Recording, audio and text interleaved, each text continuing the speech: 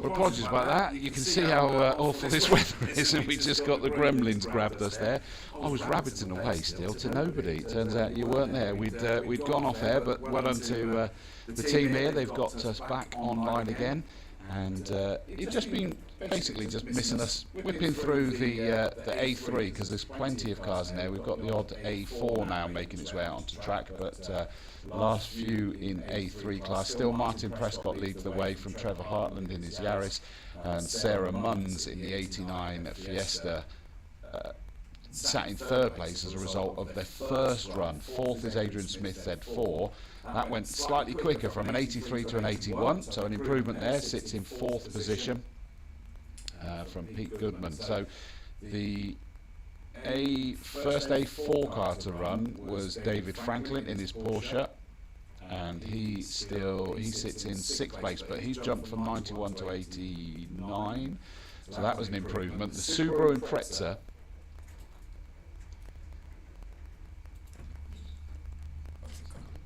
no, there won't be anything coming out.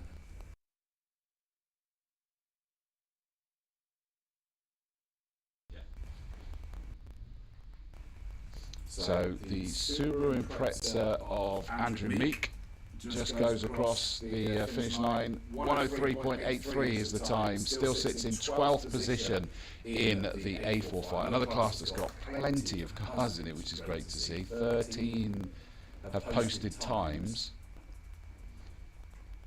Again, we may see a couple more that might venture out, but I think they're not necessarily here yet. The Triumph TR6 of Len Olds, number 67, will be the next one. Here it comes, the beautiful classic white. Ooh, ran very deep into Bobby's there and wrestled that back round to grab the apex. Back on the power, goes through, sits 8th in that class with an 89.33 for Len Olds. That's actually back to an A3 car. That's been a swap drivers. That was slightly slower there, but maybe just went a little bit hot into a couple of the corners. But it's going to be the Z4 BMW of Alan Davies, back to A4 again. Sat third in class at the moment is Alan Davies. Can he find a second or two to move up through the order as he accelerates out of Bobby's and jumps up into second place with an 80.63, so puts Matthew Bennett's 911 Turbo Porsche, the number 60 car, back into third place, but still not able to quite close in on the... I've just missed one. Very sorry, I heard the guys scream, and I was just looking at the timing because Geraint Meek in the Impreza is on an 80.29 and it's an 80.63 for Alan Davies. So the top two in A4 are super close. The Triumph TR7 V8, Larry Durham Croft, number 64.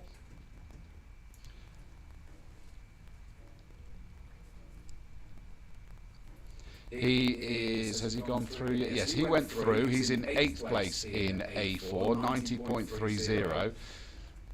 Is that an improvement? Marginally, 90.59 to a 90.30, but the 130i BMW of Graham Cressy now accelerating out. Ooh, big tail happy there. Goodness me, that was power sliding all the way out of Bobby's from Cressy. He comes through with an 84.82. Was that an improvement on his time? Yeah, from an 85.99 to an 84.82. And so that power slide was because he knew that that was looking good at that stage. You can see that the cameras are just fogging up a little bit, but thankfully they're still good enough for us to see what's going on. The next car coming down towards us will be the 330D BMW, so this will be the estate that I saw down. Look at this, fabulous to see this diesel estate BMW being sprinted, currently 7th in the A4 class as he now powers it out of Bobby's and across the line, and he's 88.96. So he's up into 6th position now for Nick Davies. And who we can't quite see in the spray there, that that little dot going across Hammerdown there is Matt Bennett in the 996 Turbo. This is a Porsche 911 Turbo. but whilst most of them are four-wheel drive, he's converted it to rear-wheel drive.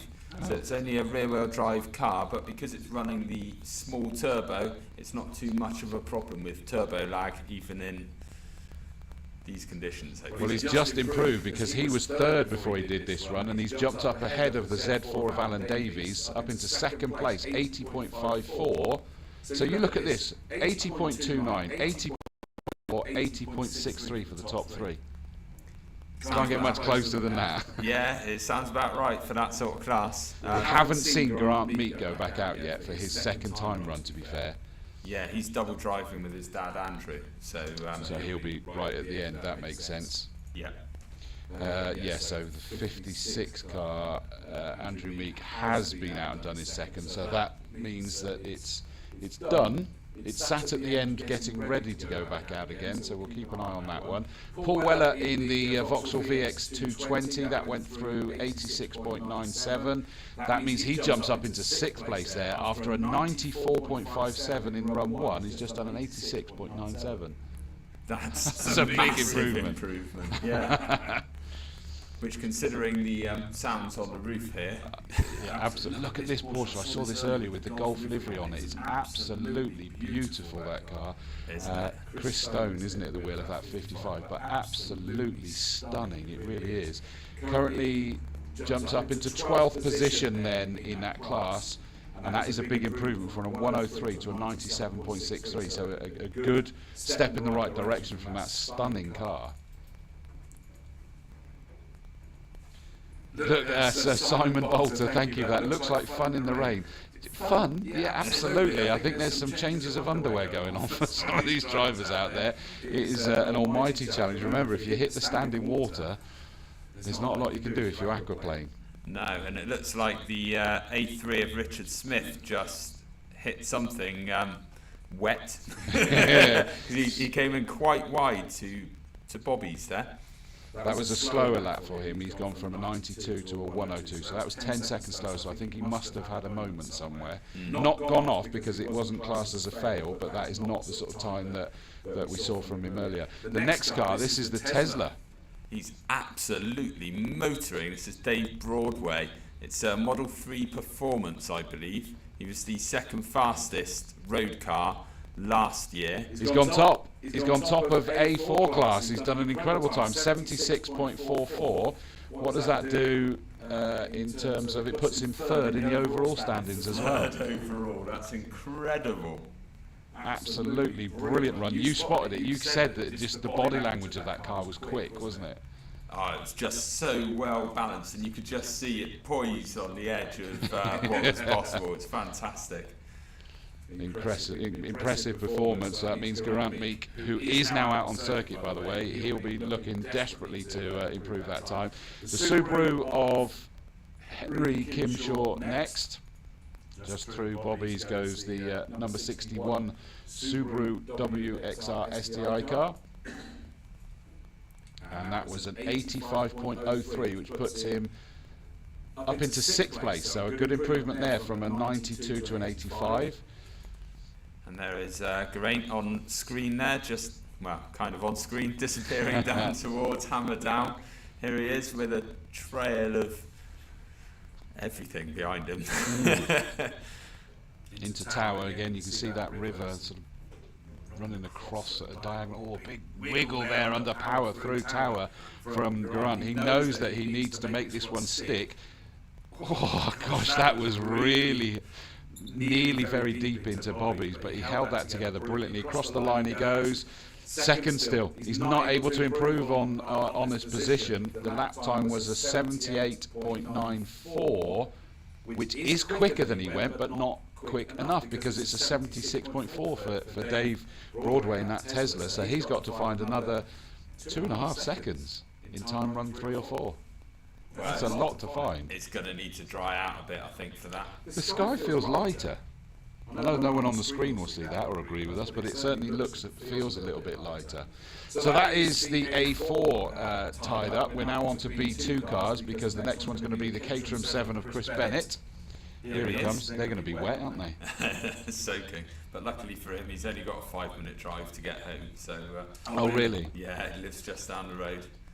So fair enough. He can go in for a hot shower very quickly. And he nip back and throw the race overalls in the tumble dryer. That's fine. Back out again for time number 3. Yeah. He sits third in that class. That was a slower lap time for him, a 1:03.57. And coming into, I know we just had another one that I think was just about to finish.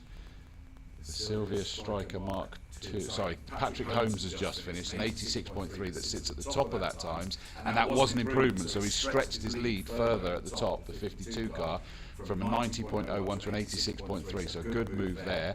But the second place car is going to be the next one coming through, the Silver Striker. Yeah, that's Mike Smith. He's been competing a long time. This car used to be black and yellow, and then he had a small altercation with the tyres and had to reassemble. You never win that one, do you? No, not so much. Yeah, it needed a fair bit of work, and now it's a different colour. Fair enough. Trigger's broom, that's what it is. So across the line he goes, still sits in second place, but that was 5 seconds he's just taken off his lap time. But sadly for him, he'd need to find another 6 to get himself up into first. That's an incredible gap, isn't it? It is. But I think you're right. I mean, your observation is clearly that the track's getting quicker, and I think the time seems to show that. Yeah, it just feels lighter in the air, lighter in the clouds. I don't know, I can't really see what it's done in terms of the rain. I'm trying to look at the puddles in front of us, and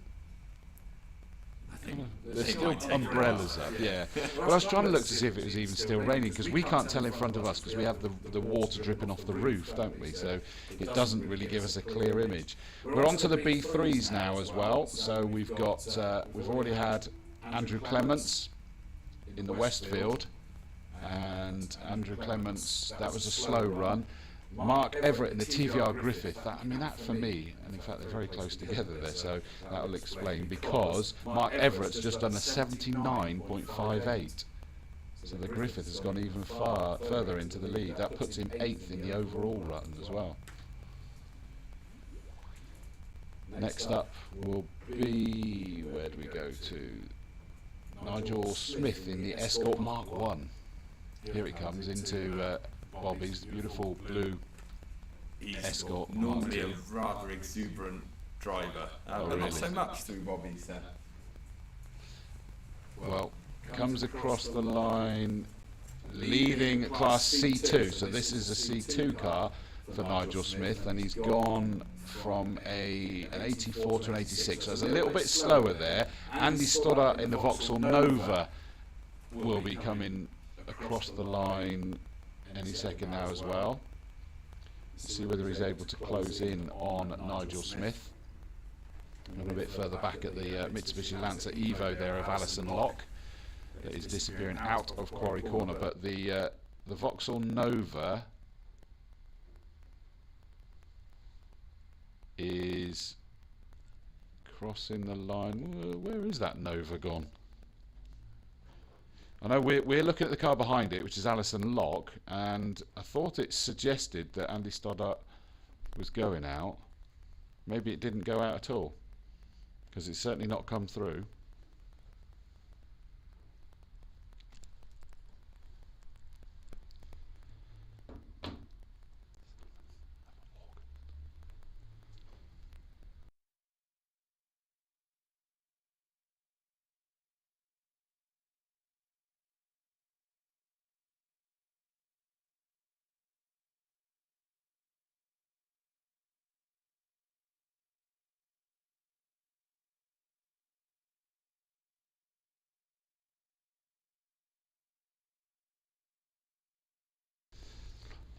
Just catching up where, so, Andy Stoddart did go through 87.47, and that was a big improvement, and in fact that's now put him very close to Nigel Smith's Escort, 86.94 to an 86.41. So that C2 is going to get interesting in the next runs.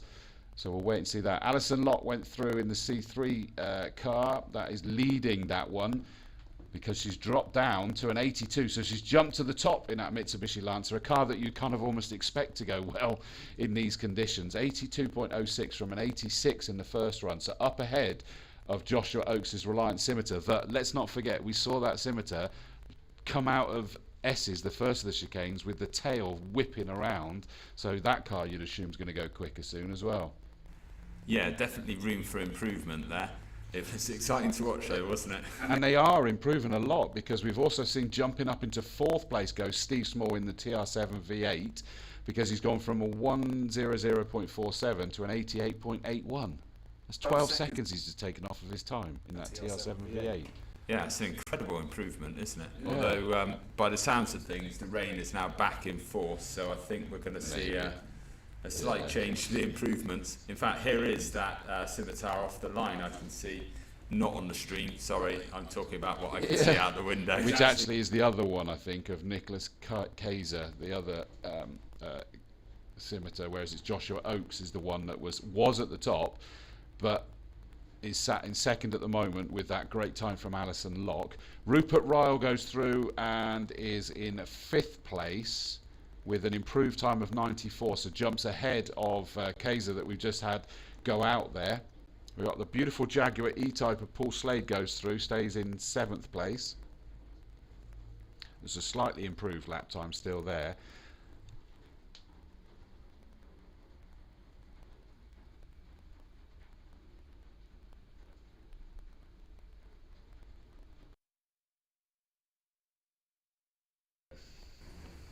We got a message coming from Malcolm Borman saying he should have been competing in the racing car class in car number 712, but he's cancelled due to the forecast. I don't know what you're playing out there, Malcolm, because it looks absolutely lovely out. It's wonderful.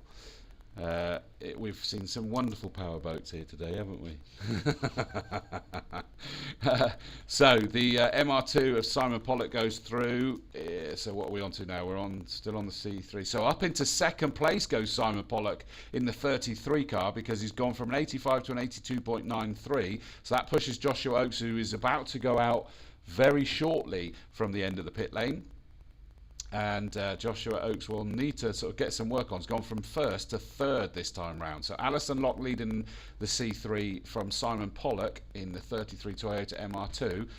Other cars, the Nicholas Kaiser number 31 car has just gone through, and that car improved very slightly, but looks like just held its place there, sat in 6th place. We've got a B2 that's just completed, and that was Christopher Price, and that was a big improvement. 10 seconds, well 9 seconds taken off of his lap time, but sits there in 3rd out of the 4 runners in that class at the moment. So what are we looking at now? That's a TR. I think this is Rod Warner. Yeah. It's a TR7. Is it a V8? It is indeed. Yeah, the number 28 car. Sat 8th in class before this run. What are we going to see here? Are we going to see an improvement in position? Yes, we are, up into 5th place. What a cracking run. From 96.74 to a 92.45. Another one that has really found something special out there in this afternoon's runs, or certainly the first of 2 or 3 runs that we'll be looking to get in. Joshua Oakes, this is a big one for me. What are we going to see from Joshua Oakes? It's a 79.06. Wow. Back to the top. Fantastic. So, yeah, and that's by quite 3 seconds that Joshua Oakes. We said that we expected more from that car, didn't we, after the tail happy moment, and in fact Joshua Oakes jumps up into 8th place overall. So that was really impressive. Well done to Joshua Oakes, leading class C3. We're on to the D1s already, and we got the Spire GTR. Is that the Spire? It certainly is. Yeah, it's Tom Arnold coming through Old Paddock there, using the curb and the rumble strip by the looks of things. You can see his aero's working reasonably well from the rooster tail. Incidentally, by the way, we've already had one of the D1s finished, and that was Dave Greenslade. Of course, that was the car that ground to a halt up at Quarry Corner, wasn't it? They've got it sorted, and he's put it at the top of the times for that class with a 78.50, which, in all honesty, is a country mile ahead of everyone else. I am not surprised, but can Simon, who's double driving that car, beat him? I did find out why that broke down earlier. It was one bolt in the diff, and they were scared of moving it because they didn't want to let all the oil out of it, which is why they recovered it on the flatbed. Wow, so that'll be Simon Clemow, is that how you say it? Clemo, yeah. Clemow, yeah. That will be jumping into to that car. Dave Greenslade as 21, Simon as 721. Tom Arnold is second in the class, just a slight improvement from a 91 to a 90.0. Pete G's rubbing it in there. It's only just started raining in Essex. Can't believe that. That's incredible. I can assure you, Pete, it's been raining here. What time did it start? At about 10:30? Well, it was damp. Like I got a little It bit. wasn't raining. It wasn't. I got a raining. bit of rain on me when I was setting up this morning, and that was at about 8 o'clock. But yeah, it properly started raining. Towards the end of practice, 10, half 10ish. Yeah. I think that might be Pete Goulding, who is he's competing in the British Sprint Championship in a Miguel EcoBoost, doing quite well as well. Paul Arbery in his Chevette, so the rally cars class, he virtually identical to his first time. The single seaters that are out there, a bit of an improvement for John Gregson in number 18, the Jedi Mark IV, 81.09. And then we'll see Robert Bellaby. Here he comes in the OMS 2000. He did 102.83 in the first run. He goes across the line now, and it's an 89.5. Wow, he's found a lot there. 89.5 from a 102. That's a big improvement. Doesn't enable him to compete with John Gregson yet. That Jedi Mark IV has stolen the march somewhat. By about 7.5 seconds. The noise of some of these cars leaving the pit lane now is wicked. Steve Broughton, the way he just came round Tower Bend and through Bobby's was incredible. He's done a 70.51, which 7.5 seconds quicker than he went the first time. Let's have a look at overall results. He currently sits top of the fastest time of the day, which you forecast that. I'm going to let you gloat about. Well, actually, I didn't. I forecast he'd be really strong. He's got the outright lap record, hasn't he? He has, but not in this car. It's in his SBD Delara. So I think that the car we're watching here, Phil Montgomery Smith, might just pip him. Although he doesn't really... Yeah, the car isn't moving about quite as much as Steve was. I've got to say, by the way, also coming across second in E2... was Carol Torkington. She's just improved from a 94.9 to an 80.9. What have we got? A 70.40 for Philip Montgomery Smith. It's only just over a second off of his best time, but it stretches his lead as the fastest overall. Retakes the lead, doesn't it? Of course it does, because Steve had just jumped ahead of him. It's so close. 70.40, 70.51. 11 hundredths. Incredible. Gotta love it. That is really close, really impressive. Good news is, up on the circuit, the next one that's going to complete the time, Papa Parr's out there, Chris Parr. I call him that because he's Matt Parr's dad. Matt, one of our Castle Combe Saloon Car Championship drivers, and he's just about to flick through. There we go. He's not had a timed run yet, so he needs to make this one stick. And he's jumped up into second place. So up into second with an 86.00. In fairness, I mean, what did they say? Mental Ben Marshall on an 81.69. I think the other drivers were saying, no. We're not getting close to that. Something like that, yeah. Clearly those rain sports Chris went home to fit have done the job. And now here we're looking at, is that Phil Oliver? Yeah, it was Phil Oliver. Here's Paul Sunshine coming through Bobby's and heading across the line. 86.09. And he's jumped from fourth to third in class now for the Bristol MX5 challenge. So that was a good improvement. They've both leapfrogged Phil Oliver, who was over lunch. He was saying, "Do you know what? I'll take second place because he's heading for the overall championship, and he's worked out that if he takes second here." and wins the next 2 auto solos, which, considering he's won the last 2, isn't. And he's just gone second. Goodness, he's done it. me. You were making a point that he's down in 4th, but he would settle for second. He's gone and done it. He's got himself up into that second place with an 83.48 after an 86.75 earlier. So he's just found best part of 3 seconds. That is impressive. That is incredibly impressive. And here we go. Here's Simon Clemo, who's double driving the Radical with Dave Greenslade. So this will be his first attempt at setting a time. It's a 78.54, second behind Dave. Yeah, so that car's first and second, basically. Standard. It is the class record holding car with the class record holding drivers. Fair enough. And a close, 78.50, 78.54. Always very close, those That's 2 impressive. trade times, day in, day out. Still really, really cool though. So that was an interloper because of a driver change. Then the next one that's going to cross the line will be back to the MX-5s. What are we going to see from Mental Marshall? Mental Marshall, that's going to stick, isn't it? Well, the drivers were staggered by his lap time, an 81. What are we going to see? That does look quick through that, doesn't it? It's an 82, slower this time. That's fair enough. He doesn't need to do it after that incredible lap time, does he? It'll all come down to the final runs, I guess, and whether it dries out. Oh, here's that GT3 Club Sport again of Tim Barber heading down Farm Straight there towards the S's.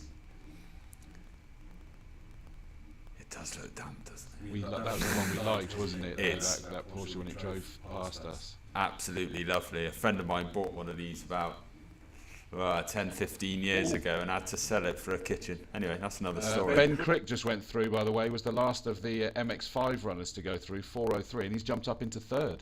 He will be well happy with that. He's gone That from is an 89 fantastic. to an 85, so well done Ben Crick. That was a big, big improvement. But here comes Tim Barber in this Porsche that who's second in the class at the moment. Good luck, Ben, says Andy Marsh. That was from earlier, but I thought it was good timing.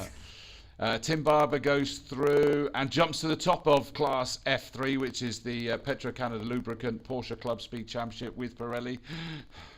Went from an 80.25 to a 74 compared to the 77 that Andy Fagan did. So he's jumped up into the lead of that class and given a real marker that Andy Fagan needs to try to achieve if he wants to get himself back to the top of these times after this run.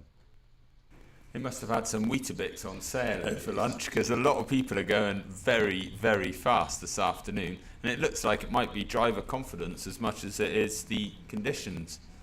Could be. Yeah, I mean, you've got that familiarity side of things. I know they say familiarity breeds contempt, but it can also breed confidence. Up into 4th goes Howard Cressy in the 121 Porsche Cayman. So that was a good improvement there. Wayne Eason will be the next one. So here comes Wayne Eason in the number 120 car. And that currently sits 7th in this particular championship fight, as he goes through Bobby's towards the start-finish line for the final time. Stays in 7th place, but he did just take a 1.25 seconds out of his lap time. So still a good improvement. Yeah, it's great to see that everyone's getting used to the conditions, because it's not often you get to drive in conditions like this, especially in July. True.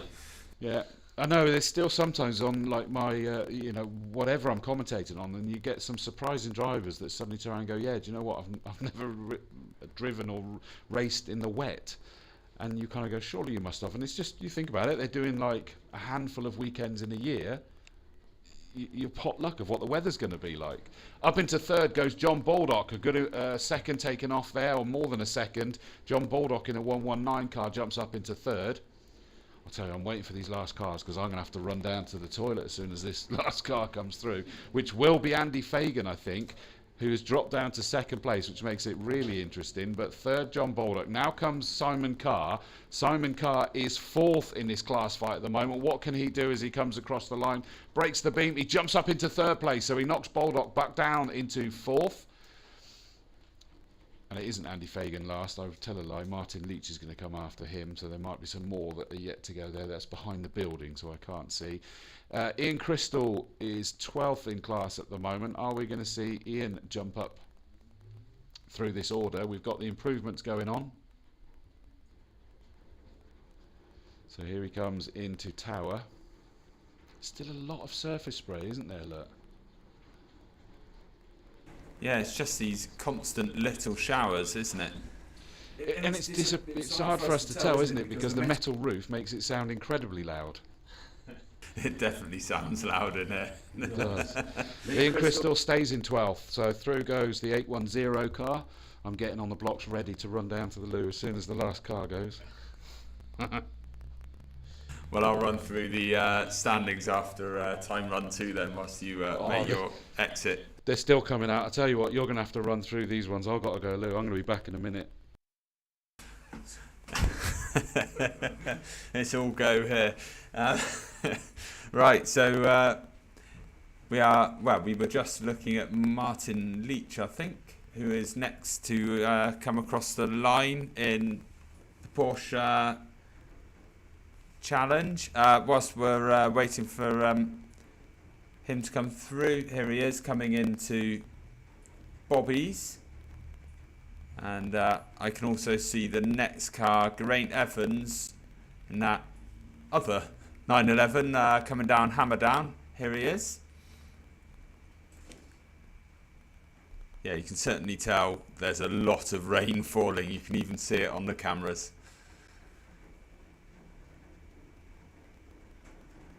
Here he is then through the water splash and into Bobby's. A car moving about there through the water, aquaplaning a little, I think. Good traction coming out of Bobby's, which is surprising in this weather. And then back onto the 944, is it, of Stephen Jory. Currently sitting 11th in class.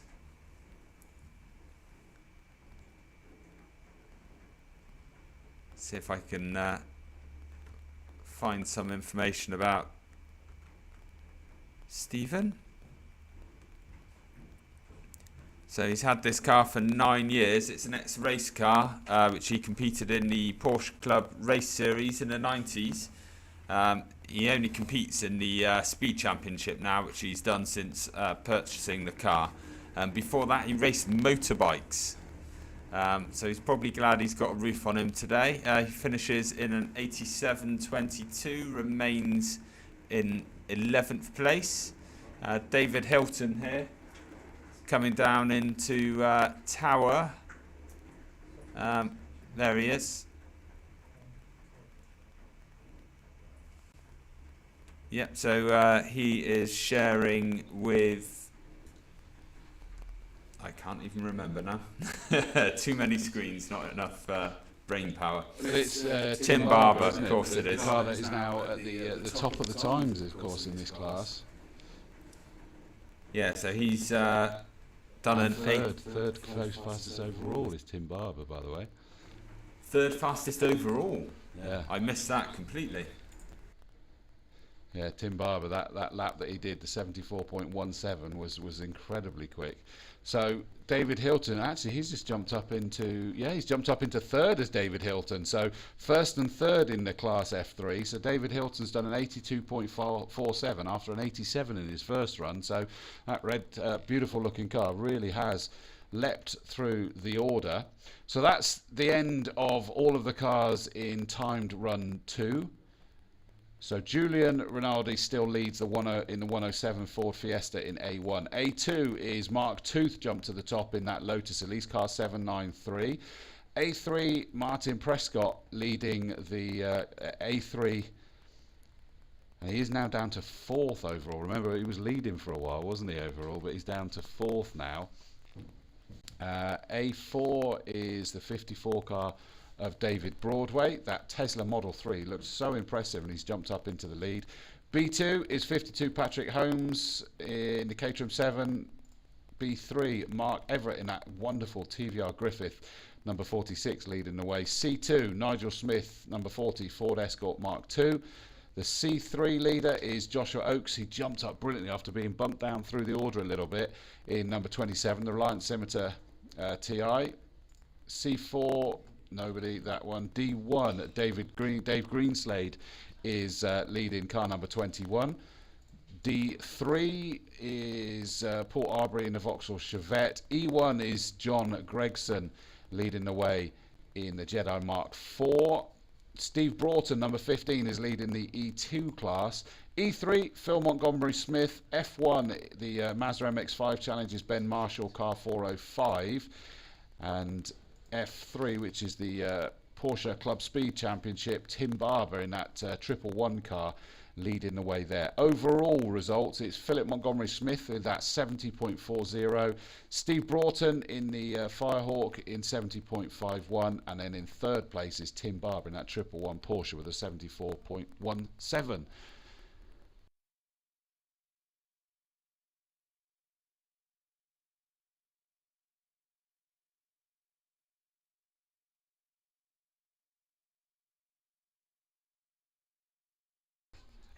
I've been joined by Racing Royalty for the Dick Mayo Sprint Royalty we got here. It's Phil Oliver. Hello, mate. How you doing? Not too bad. Thank you very much, Chris. Congratulations again are already in order because you've signed off the A class in the MX-5s already.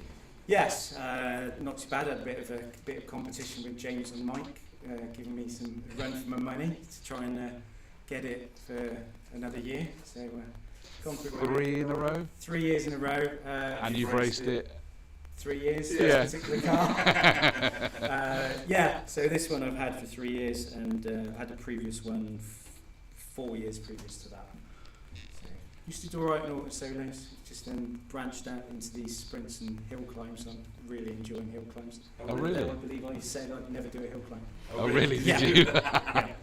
You found the love again yes, now then. yeah. Well, that's good. Well, I mean, obviously, yes, you've sealed up the A class, but you're still fighting for the overall.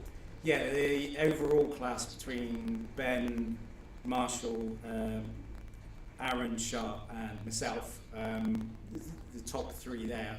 We're kind of, it's a bit level pegging at the moment. I think Aaron's got 3 wins, Ben's got 2 wins, I've got 2 wins. Ben looks like he'll get another win today, so that'll put him and Aaron level pegging. But the auto solos I seem to do quite well at. Okay. So, and that's the next 2 points. Yeah, we've got 2 more auto solos, then the very last sprint, which is the GWS, which, depending on who finishes where, it could be anyone's on that day. Really? Yeah. I love that because I'll be back here on the mic for that, so you know I love bringing it down to the end is just a great way to do it. Another sort of tiebreaker like we had last year. And I have to congratulate you for what was a fantastic second run there, because we were suddenly sort of going like, oh, you'd said you'd settle for second, and you'd suddenly been, you probably were blissfully unaware, you'd been bumped down to 4th. As you were out on track doing your run, because of the improvements of the others, and they were like going right, and he needed, and he said he'd settle for that because, and we talked through what that meant, the ramifications you just talked, and sure enough, you come across the line, bang, straight up to P2. It's like, I was a bit surprised when I came through. I was quite happy with the 83, I think I came in, so that dropped a fair bit, a couple of seconds off my first time run. Right, yes, let's have a look. So you did an 86.75 and you did an 83.48 in the second. Yeah, so that's I'm quite Why? happy with that. Why has that happened? Because we're actually seeing quite a few have actually improved on their time run too, but it still looks just as wet out there. It may be the case that you've got a lot less greasy surface out there, it's all washed off, and now it's wet. Everyone's road tyres starting to work in the wet quite well. I've put my PSI up a couple of little bit just to kind of thin the tyres down a fraction, just to try and cut through any of the puddles that are out there. Yeah. Confident in the wet, probably. Everyone was a bit dubious this morning. True. I was when I went out in practice. It was like, we'll see what grip there was. It was really greasy in practice. And then the first time run, it was fine, but then that one I just felt I've got a lot more grip. I just felt like the car was much more planted. What does that now give you for time run 3, where you've gone, okay, let's get used to this. You've then gone out and gone, this has got a lot more grip. Does that now mean you can go to this next one and go, I now know the grip's there? Hopefully that's the case, and if Ben went a little bit slower in his second time run. He did, yeah. So I'm only, am I 2 seconds off him? I think I'm about 2 off of him, 81.69, yeah, so 83.6 or something like that. So I don't know if that time's there for me today. In obviously dry conditions, Ben will probably even be further down the line. King's never been my best circuit, even though I've spent days and days and days here. Yeah. Over the years, it's got better. Just improved. I think confidence in the car as well. Which makes it interesting if it does come down to that last one, which is back here again. Yes, the next one's October time, aren't we? So yeah. It could all come down to the last round like it did last year. Absolutely, and again, I'm all about the soap opera for me. It's all about the entertainment, and so that would be perfect for you.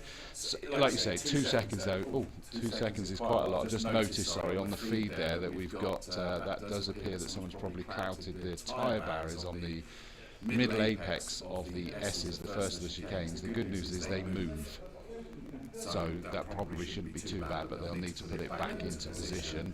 Who was that failed that? That will be Henry Holdcroft in the Austin A35. I hope not, because the MGZR did complete.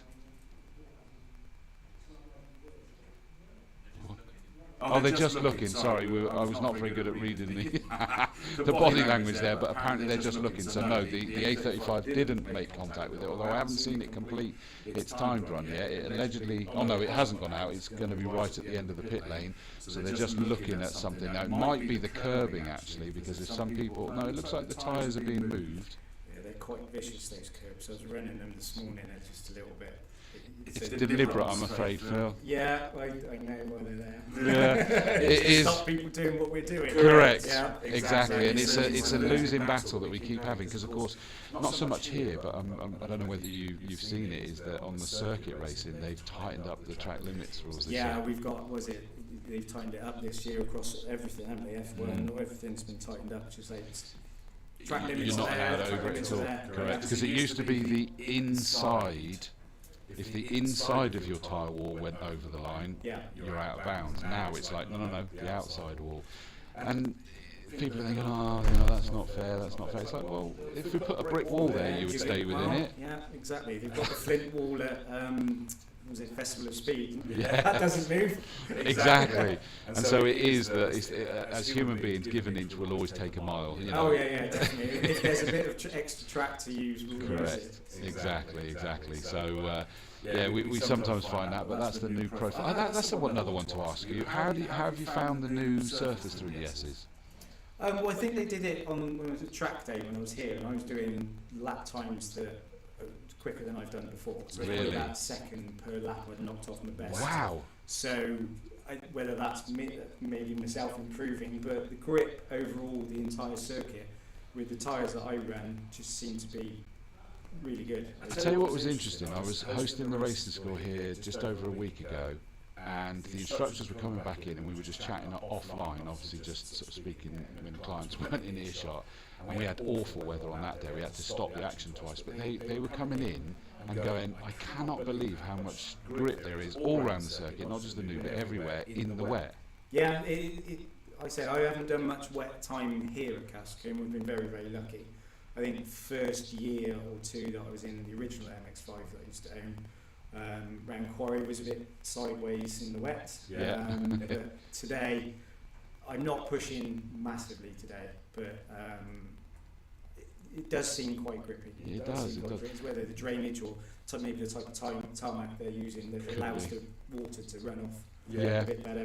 There's a few puddles around. And there lies the key reason why we stop the action there, and what makes it really difficult here is that it doesn't matter how skillful you are. If you hit puddles and aquaplane, there's nothing you can do. You're a passenger. No, you've got the exit of the S's. There's a bit of a damp patch just there that I get a bit squirrely at. You probably on the live feed, you probably just see there's a little bit of damp sort of patch just after the S's.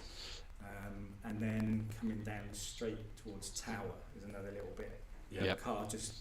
And it looks like coming out of Tower. Yeah, on the right hand side you want to take it, you need to go in pushing it out, especially same around Quarry actually. You come out the exit of Quarry, if you cut quarry too tight, there's a big sort of patch there. So you want to be on the right racing line to push you out ready for the S's. So yeah, there's a few patches out there that I think, you know, luckily I think they're mostly off racing lines. Well, it's like, and the one we're looking at Bobby's on the screen at the moment, and on the middle apex, which has got a big old dip in it at the best of times anyway. If you take that too tight, we've seen water coming out, but that's easy to miss, isn't it? Yeah. Oh yeah, definitely Bobby's. I don't cut it as tight as probably everyone else does, but I probably could get away with a little bit more power on the exit through there. Take a little bit more speed through Bobby's, but like I said, it depends how this rain settles and it's consistent. I think it's certainly not going away today. So the more and more we're out there, I think everyone will get more and more used to it, and you might find that the next time round will be even quicker. It could, I mean, it's consistent. And it just does look lighter as well. The sky just doesn't feel quite as dark and grey at the moment. No, the circuit's staying wet. Yeah. So you're getting used to the system. Which is still better than in between. Yeah, in between. It's very, very greasy. Yeah. Very slippy. And patchy when you can suddenly have one bit that's wet, one bit that's dry, and your grip levels change and all of that. I know there's talk that if the time allows us that we might get a fourth run in as well. Oh right, okay. I'll better see what I can do on this third run and see whether we get to a fourth run today. Yeah. I have to see. Ben might, if I push it too much, Ben might not. He might push it even harder and try and extend his lead. I think a couple of the other guys they've caught up quite a bit. I think on this next run, everyone's been chipping away. Yeah. So I think they're just getting more and more confident with the set.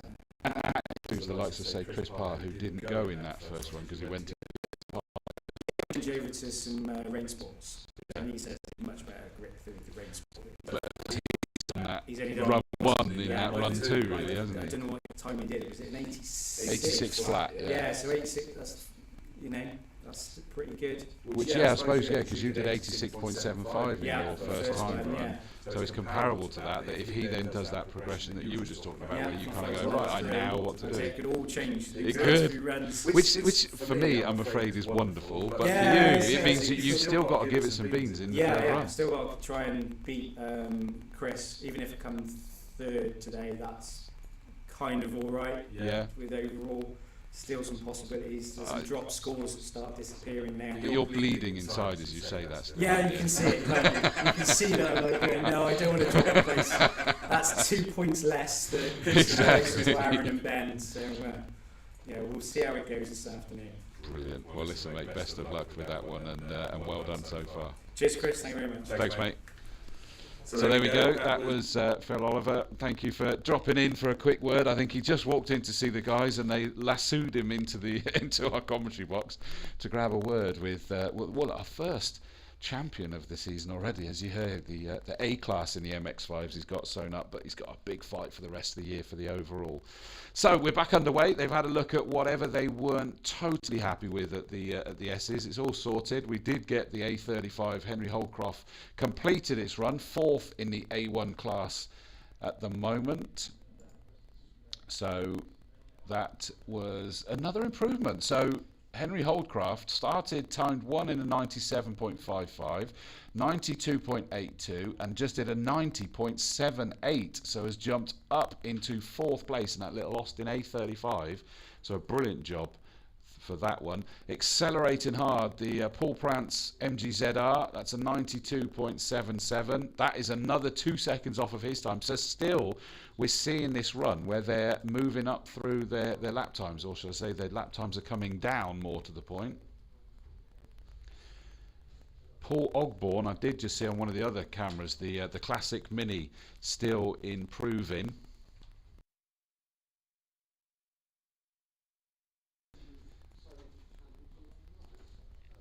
So Paul Ogborn, there we go, the Classic Mini accelerating out of Bobby's and across the line. Fourth position for Paul Ogborn, a 90.22.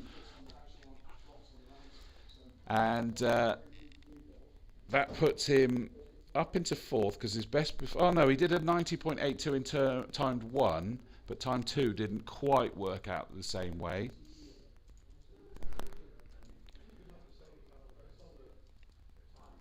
So a 90.22.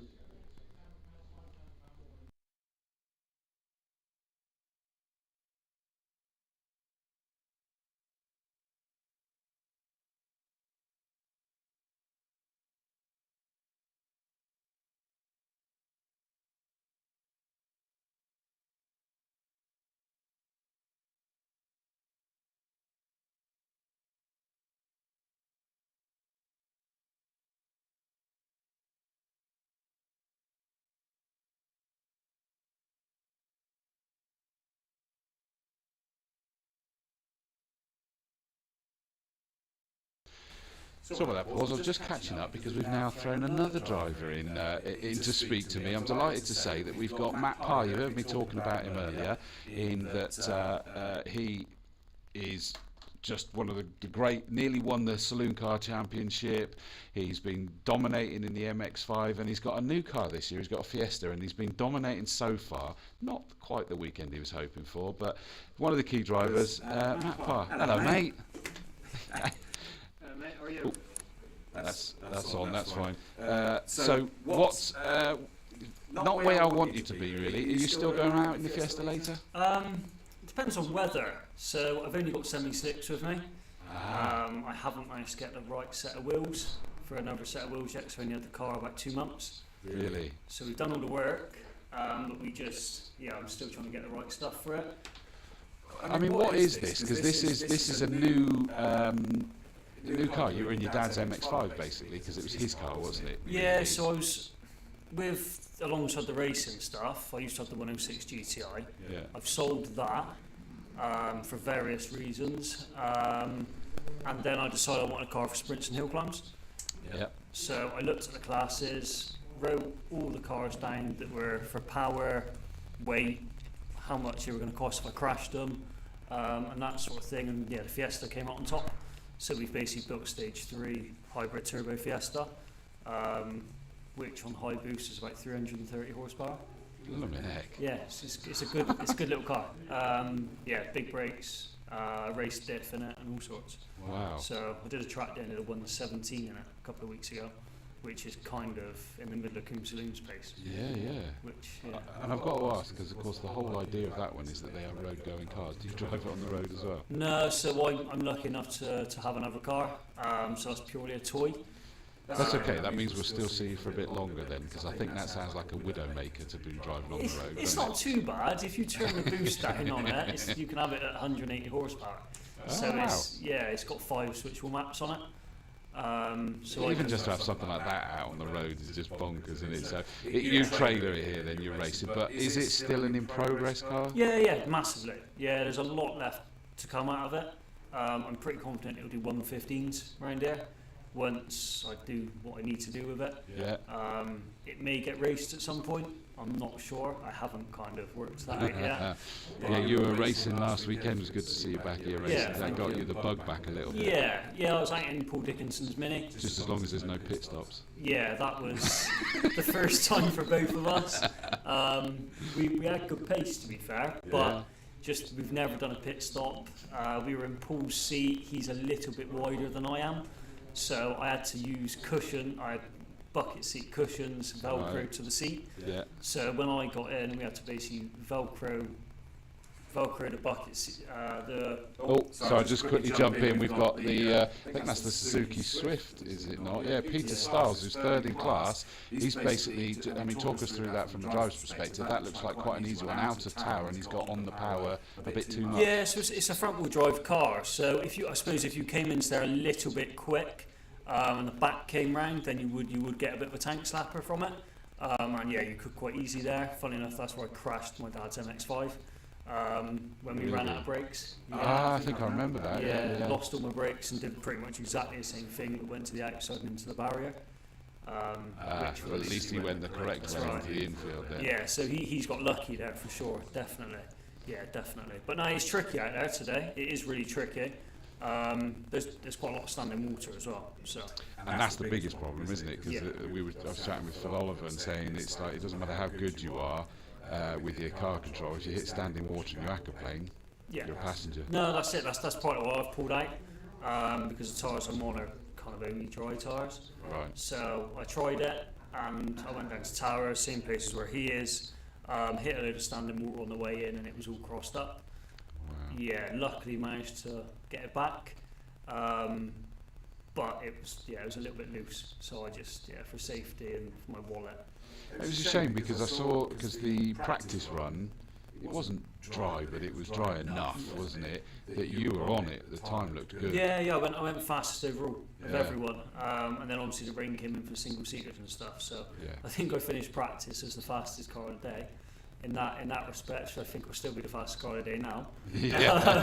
But obviously that was practice, so it wasn't ideal. But yeah, no, that was fine this morning. It was greasy, but as a shakedown warm up, it was nice. Yeah, it was nice. It's just a shame, isn't it, that we don't get to see you go out a little bit later. Presumably the plan will be that you're just looking that the marshals are still checking something on the apex there to make sure there's not an issue. Unless someone's dropped some oil, that's the only thing I can think. Yeah, I don't know. I didn't spot to see whether the red flag was. I don't think so, because the cars managed to get going, and we did see the Toyota MR2 come through. No, that was a slow lap for it, so that's why he came down the pit lane. They're going to let him take another lap, aren't they? Because it doesn't count them behind there. Because it took a little while for the Swift Peter Stiles to get going again. Which thankfully he did, but that wouldn't have helped everyone else. Yeah, I mean, hopefully we'll see you back for the Great Western. Yeah, I'll be doing that. Yeah, I'll be doing that. Hopefully it's dry, because I want to get a good time.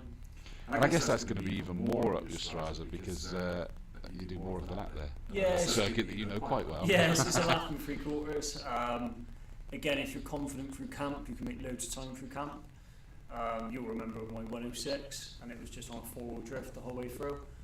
Kind of when you get to that stage, it's really nice. Yeah. But again, like a lot of people just do track days and stuff and never really get comfortable with it because it's a fast entry. Yeah. And it's still a 4th gear corner no matter what, really. I remember talking about that, is that you were trying desperately to get me out in the passenger seat of your old Yeah, I never succeeded. I was really upset I didn't, because that would have been an experience for you. It's one I've always said it's weird. I just never feel it doesn't matter. What did I go out with Kitey, didn't he, in his Vento, and I did about 2 laps and I went, that's a lot, I'm in. I had a chance to go in the Porsche, your like super tricked out Peugeot that was like crazy quick, and I'm just like, no. Whereas my wife loves it. She'll jump in all of those. She loves it when she comes with me because she knows that she'll get the ones that I've been offered. Because I go, no, it's fine. It's funny though, I think, so I'm not sure it is. A lot of people are like that. I don't like being a passenger anymore. I Really? physically don't. I didn't used to mind it. But when I first started going out with Dad, it was terrifying. Really? Yeah, when he came back to doing competitive stuff and track days, I didn't enjoy it at all. Yeah, I'm out with Paul in a few weeks as well, doing some tuition with him. Got you, yeah. But even then, it's not very fun from where I'm It's different when you're not the one in control and things like that, isn't it? Yeah, that's the big issue. I still keep wondering when we're going to see you and your dad racing together. I'm trying desperately to get him to get a race licence. I've been trying for a long time. It's always in the back of it. He's not exactly being committal to it. We're back underway, by the way, on the circuit, so they're happy to go again. But I've spoken to him several times, and it's always been sort of on the edge of, I might do. And there's so many good things that come up with the 2-driver, either sharing a car or a relay, and everybody loves it when they see the sort of 2 family members. I think it's a funny one because he raced karts when he was younger. Okay. So when he was like, when was I born? Yeah, it was around when I was born. So he raced for like 4 years, 2 strict karts, like I did. And he was quick. He was quick, but he had some really good results. But I think he just blames it on his age now. He's not. He's just he won't do it. I've tried and I try. Because he fancies going a mini, one of the supercharged ones. We have a chat here and there, and he likes the idea of that. But when it comes to it, I'm not sure. I don't think he likes the frantic style of racing. Well, and that was what I was about to say. And I mean, I'm able to speak to you from both disciplines now. And the circuit racing is great, and you're racing against someone, but it's also you can have damage caused by someone else's mistake and all of those kind of things. It's a funny one because they're enjoyable for 2 different reasons. Racing's enjoyable because it's like a dogfight. Yeah. It's I can't get a buzz when you go into Avon Rice quarry together and there's 30 of you. Yes. And you're inches away. You can't explain that sort of buzz. But then, like you say, there's the variable of other people involved, and I've nearly had some quite big accidents from other people. It does happen, and we end up on the grass and things where you touch. But I've touched wood. I've always been lucky to avoid that. But then like the sprinting's nice because you've got to go straight out the box and be fast. Yeah, Like a you don't get to girlfriend warm your tyres up No. or anything, do you? No, straight out Bosch, got to be on it straight away. Yeah. That's another skill on its own. Well, I remember your dad saying that was the one he was struggling with. In fact, I'm sure even you said you were struggling when you first started sprinting, is that it was like going, yeah, I can't get any into the tyres, into the brakes. No, I struggled when I was, well, this is years ago now, when I stopped racing karts, and before I started racing cars, I did 2 years of sprints, and I struggled a bit at the start, because you couldn't, even when we were doing karts, you get a warm-up lap, and then you're into a rolling start race. Yeah. So you always had a bit of time to generate some heat. Whereas obviously with a sprint, nothing, cold carb, bang. So it's a different discipline in itself, really. Just quickly going to jump in a second, because I've just seen that in the A2, Pete Vincent in the Lotus Elise jumps up to the top of A2 with a great 84.43. So he jumps ahead of Mark Tooth, who had improved to an 84.6. So that was an improvement. Claire Tooth, his daughter, has also improved, 87.18, so she's up into third position, directly behind her dad now, and the MR2 of Donald Gay, 92.65. But that's a great job by Pete Vincent, jumping up into the lead time. I think it may have been, that was a bit slower for Donald Gay, so just was quickly jumping in with that one. I'm going to take it as well from, that I have the privilege of getting paid to travel here, there and everywhere commentating on racing, and I adore it and I respect the racers because they do what I know I never could do. But when I come and do this, the sprinting, I sort of sit there and go, I could possibly do that. And I think that's what's the catchy thing about it, is that especially like you're currently in like road going cars, so it doesn't need to be fully race prepared, roll cages and this and that and the other. It's like, no, you can drive it here and it's go very and sprint accessible. Yeah. Very accessible. I bought that car 2 months ago. All I've done is put I've done a lot of work on it, but in terms of to a race car, nowhere near. You haven't got to worry about the prep in the same way. Yeah. Because you don't need it to last for 20 minutes flat out. It's a lot less stressful. Yeah. It's a hell of a lot less stressful with this. You don't have to go and do an ARDS license test. Just get an interclub license and off you go. Yeah. Obviously with your kit and stuff, but it's cheap. You can make it really cheap. Yeah, because you don't even need like the full hands device. No, do you? not if you're in a road car. No. You don't need the hands device. Still a helmet. Don't you? Yeah, obviously a helmet. Is it fireproof? Suit? Yeah, fireproof suit. Yeah. And then, but you can pick them up. The entry level one's sort of £300. Yeah. So they're not silly money. Same as helmets, you can get them from anywhere from £300 to £1,000. Yeah, exactly. So it all depends on what you want to do. But no, I really like sprinting for an easy motorsport. And that as well is, I mean, you mentioned about being easy and relaxed and things like that, is that I've spotted that not so much today, sadly, when the weather's like this, because everyone's just trying to take cover wherever possible, but when the weather's even just okay, not even amazing, is that everybody's out, it's relaxed. You and your dad, when I saw you the first time that I came and covered one of these, is you just were loving it. You were just sat out, it was a day out, and you made the point of saying, me and my dad sat here. That's the biggest thing for us. Is obviously, we've got 30 years between us, with dad, and we have a nice day out, we have a giggle. Because the rest of the time, life gets in the way, doesn't it? Yeah, of course. Yeah, with the racing, it's quite stressful because there's a lot to do all the time. So these sort of days, they're easy. They are easy. Yeah.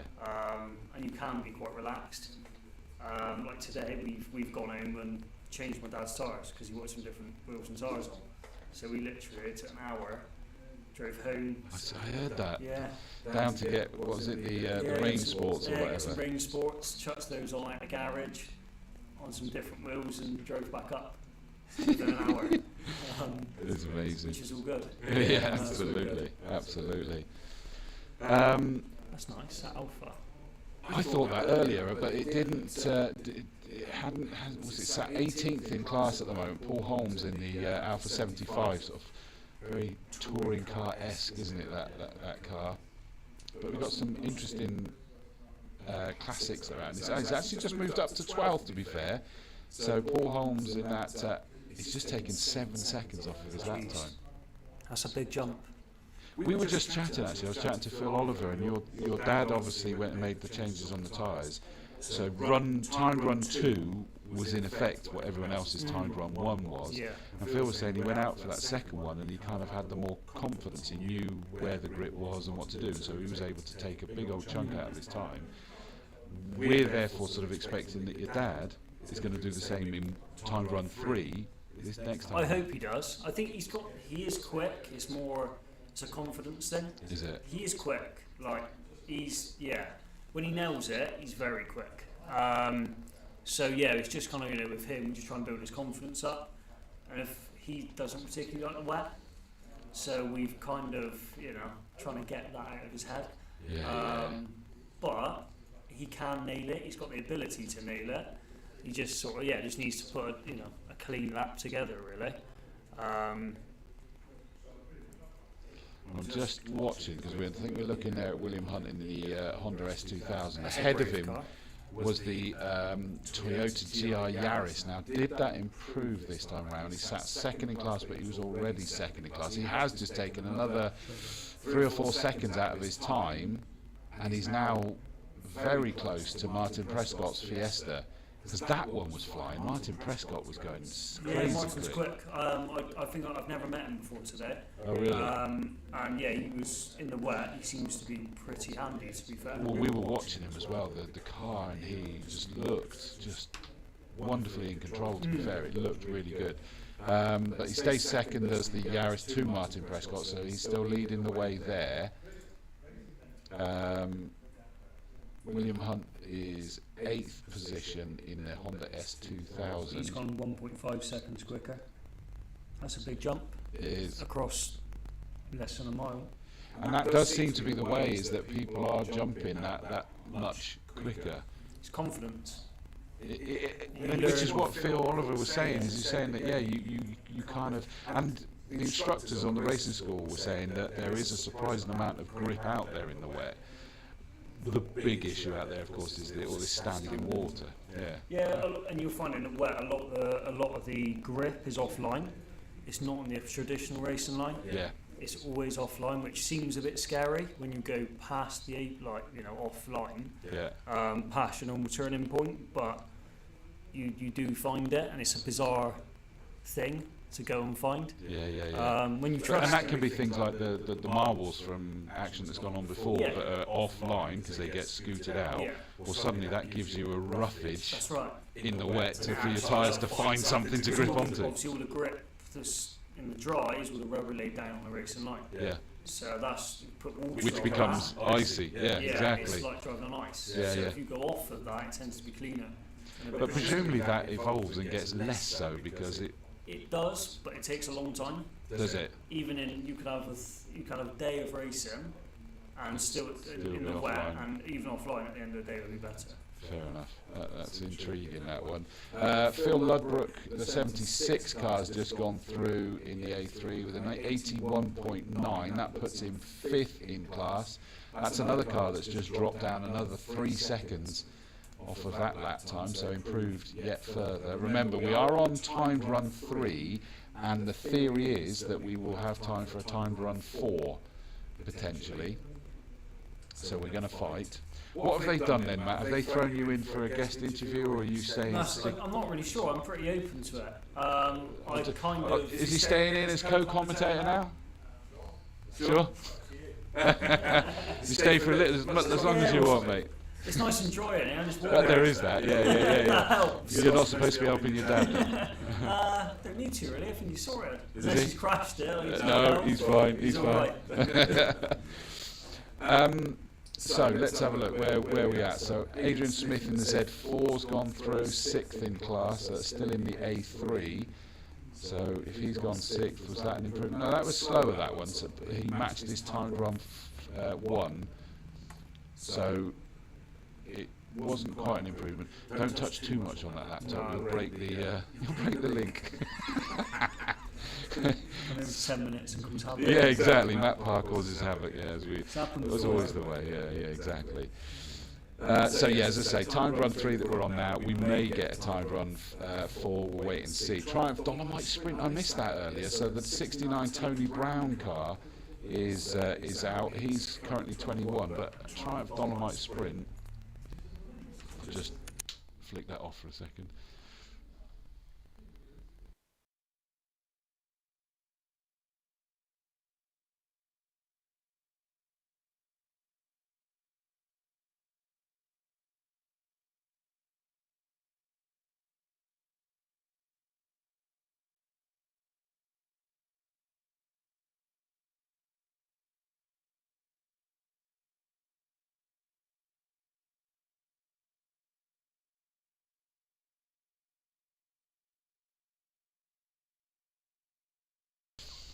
So we're still going. I'm just still trying to see whether I can hoodwink Matt Parr to stay for a little bit longer. Although Andy, We'll stay for a little bit. you stay for a little bit.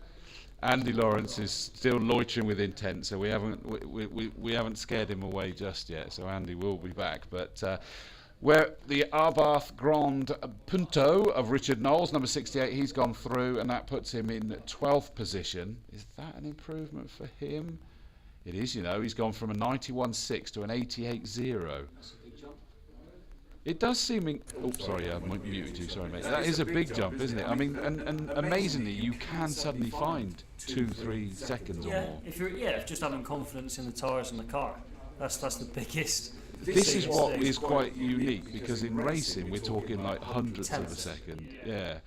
This, suddenly you're able to find 3, 4. I've seen a couple even bigger than that. It begins to come quickly in this, so you know, because you get such little time, you think if you're racing, you're right, one lap, next lap. So the gains come kind of steadily. Whereas in this, you have to just obviously be on it straight away. So people do tend to find the seconds a little bit easier. Just on the A4 class, Alan Davies third. I'm sure he's just improved. Yeah, he's jumped from 4th to 3rd. So Alan Davies in his number 65 Z4 BMW jumps up a place.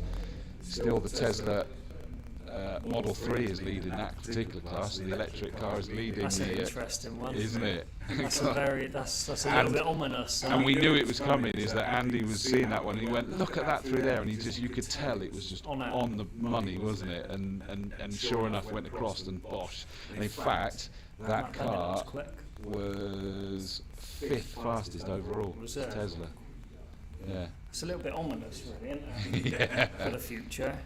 Well, to an old school petrol head, anyway. Until you then go and watch the reports of Lyddon yesterday in the World Rallycross, where the electric cars went up in flames. Really? Yeah, Loeb's whole team destroyed.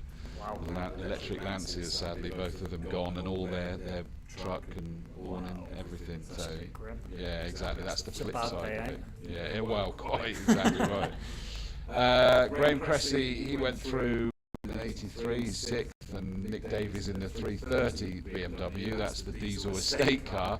Comes through and sits 8th in class. Driving out to work in the morning. Well, quite. Monday And morning. he did improve. He's got that from an 88 down to an 87, so he's still improving in that car. Matthew Bennett in the 911 Turbo, he's just improved his time from an 80.5 to a 77.6. So he's jumped up into 2nd place now in that car. So they're finding more and more. The Vauxhall VX220 will be the next one that will come through. Yeah, here we go, into Tower. So this is the one that's going out on the stream, so you know, Matt Parr. Yeah. And the VX220, I was saying earlier, one of those cars that probably never got the success it probably deserved. No, they're brilliant. I nearly bought one, funny enough. When I was buying the Fiesta, I looked, but parts are quite expensive for them. Oh, really? If you crash them. But I really like them. They're a brilliant little car, but they are Yeah. massively underrated. I think someone said to me that the sole reason they didn't succeed is that Snobbery didn't like the Vauxhall badge on the That's front. what it was. Yeah. Yeah. And yet as a car it was blooming brilliant. The A3 Quattro is going to be the next one to cross the line, and that currently is sat down in 12th, but we saw it a little bit out of shape towards the end of its earlier run, so we might see that one improve. But the car that's just going through, Tesla. it is, isn't it? So the Tesla that we look going through Old Paddock down towards Tower, just crossing the line there, by the way, is the Audi A3. That improves up to 7th. What did I say? He was 12th. Yeah. So he's jumped up into 7th. So I was wondering whether the A3 Quattro would be suited to these conditions. Has done it there, but look at this Tesla, just pushes it right out to the outside naturally. Always make the joke, you never get a refund for only using half the circuit, and he's used all of it there. Through Bobby's he goes, towards the line, and his time is a 75, so he's just taken another 3/4 of a second off his time. Very quick. And it's not a light car, I don't think. No, it's not. It's full of batteries. Yeah. Unfortunately, they're not very light. Well, no, quite. They're So that's going well, fair shout. So still sits top of the A4 category and 5th overall, so he hasn't jumped up overall, so he's still sat at that particular position. We've now into the B2 class, and the first one out is going to be the Caterham 7 Road Sport number 716 of Chris Bennett. Chris Bennett is sat 4th out of the 4 cars in this.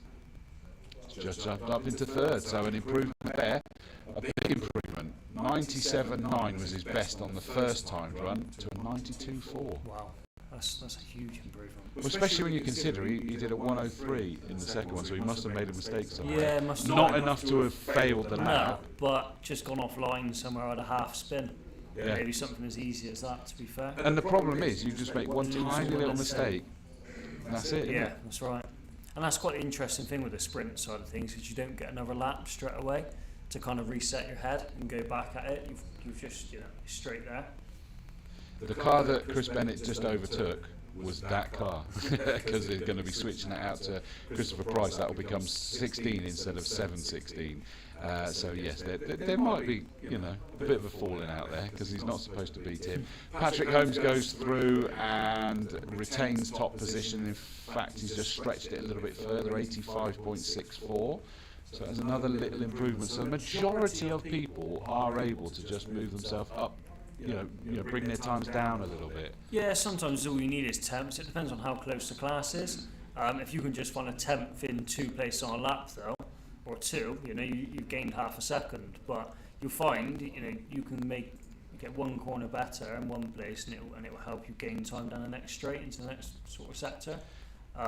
Presumably you get in and you're playing it through in your mind, you're going, if I'd have done that, that would have been better. If I'd not done that, that would have been better. You kind of do that subconsciously, I think. Really? Yeah, you kind of do it subconsciously. It depends on how much experience you've got, but a lot of people, if they're fairly new, especially to sprints, because you don't get much time, you try and rush your progress. Yeah. You can't actually think about where you were slower, where you were faster. So you've kind of just got to let it come to you, and the speed always comes. It will never come straight away. But yeah, there's some good times going in today, considering how wet it is. Yeah, absolutely. Nigel Smith in the Escort Mark 1, just gone through an 84.95. That's quicker than time 2, but a little bit slower than time 1, but they're all 84, 86, 84, so they're all very, very close. We also had Mark Everett in the TVR Griffith that stretched his legs a little bit at the front. He went from a 79.58 to a 79.90, so it was fractionally slower that time. But I always find it impressive when it's metronomically close, Yeah. the lap times, because that means it wasn't just one lucky lap. No, it shows consistency. Doesn't it? Now Exactly. you're driving to your ability. It's not just a one-off. Yeah. Geraint Meek, he went out first in that Subaru Impreza rather than his teammate going first. That's in the A4 class. Remember, he's dropped down to second. Well, he did just improve his lap time, but he still needs to take it lower to match the 75.76 of the Tesla.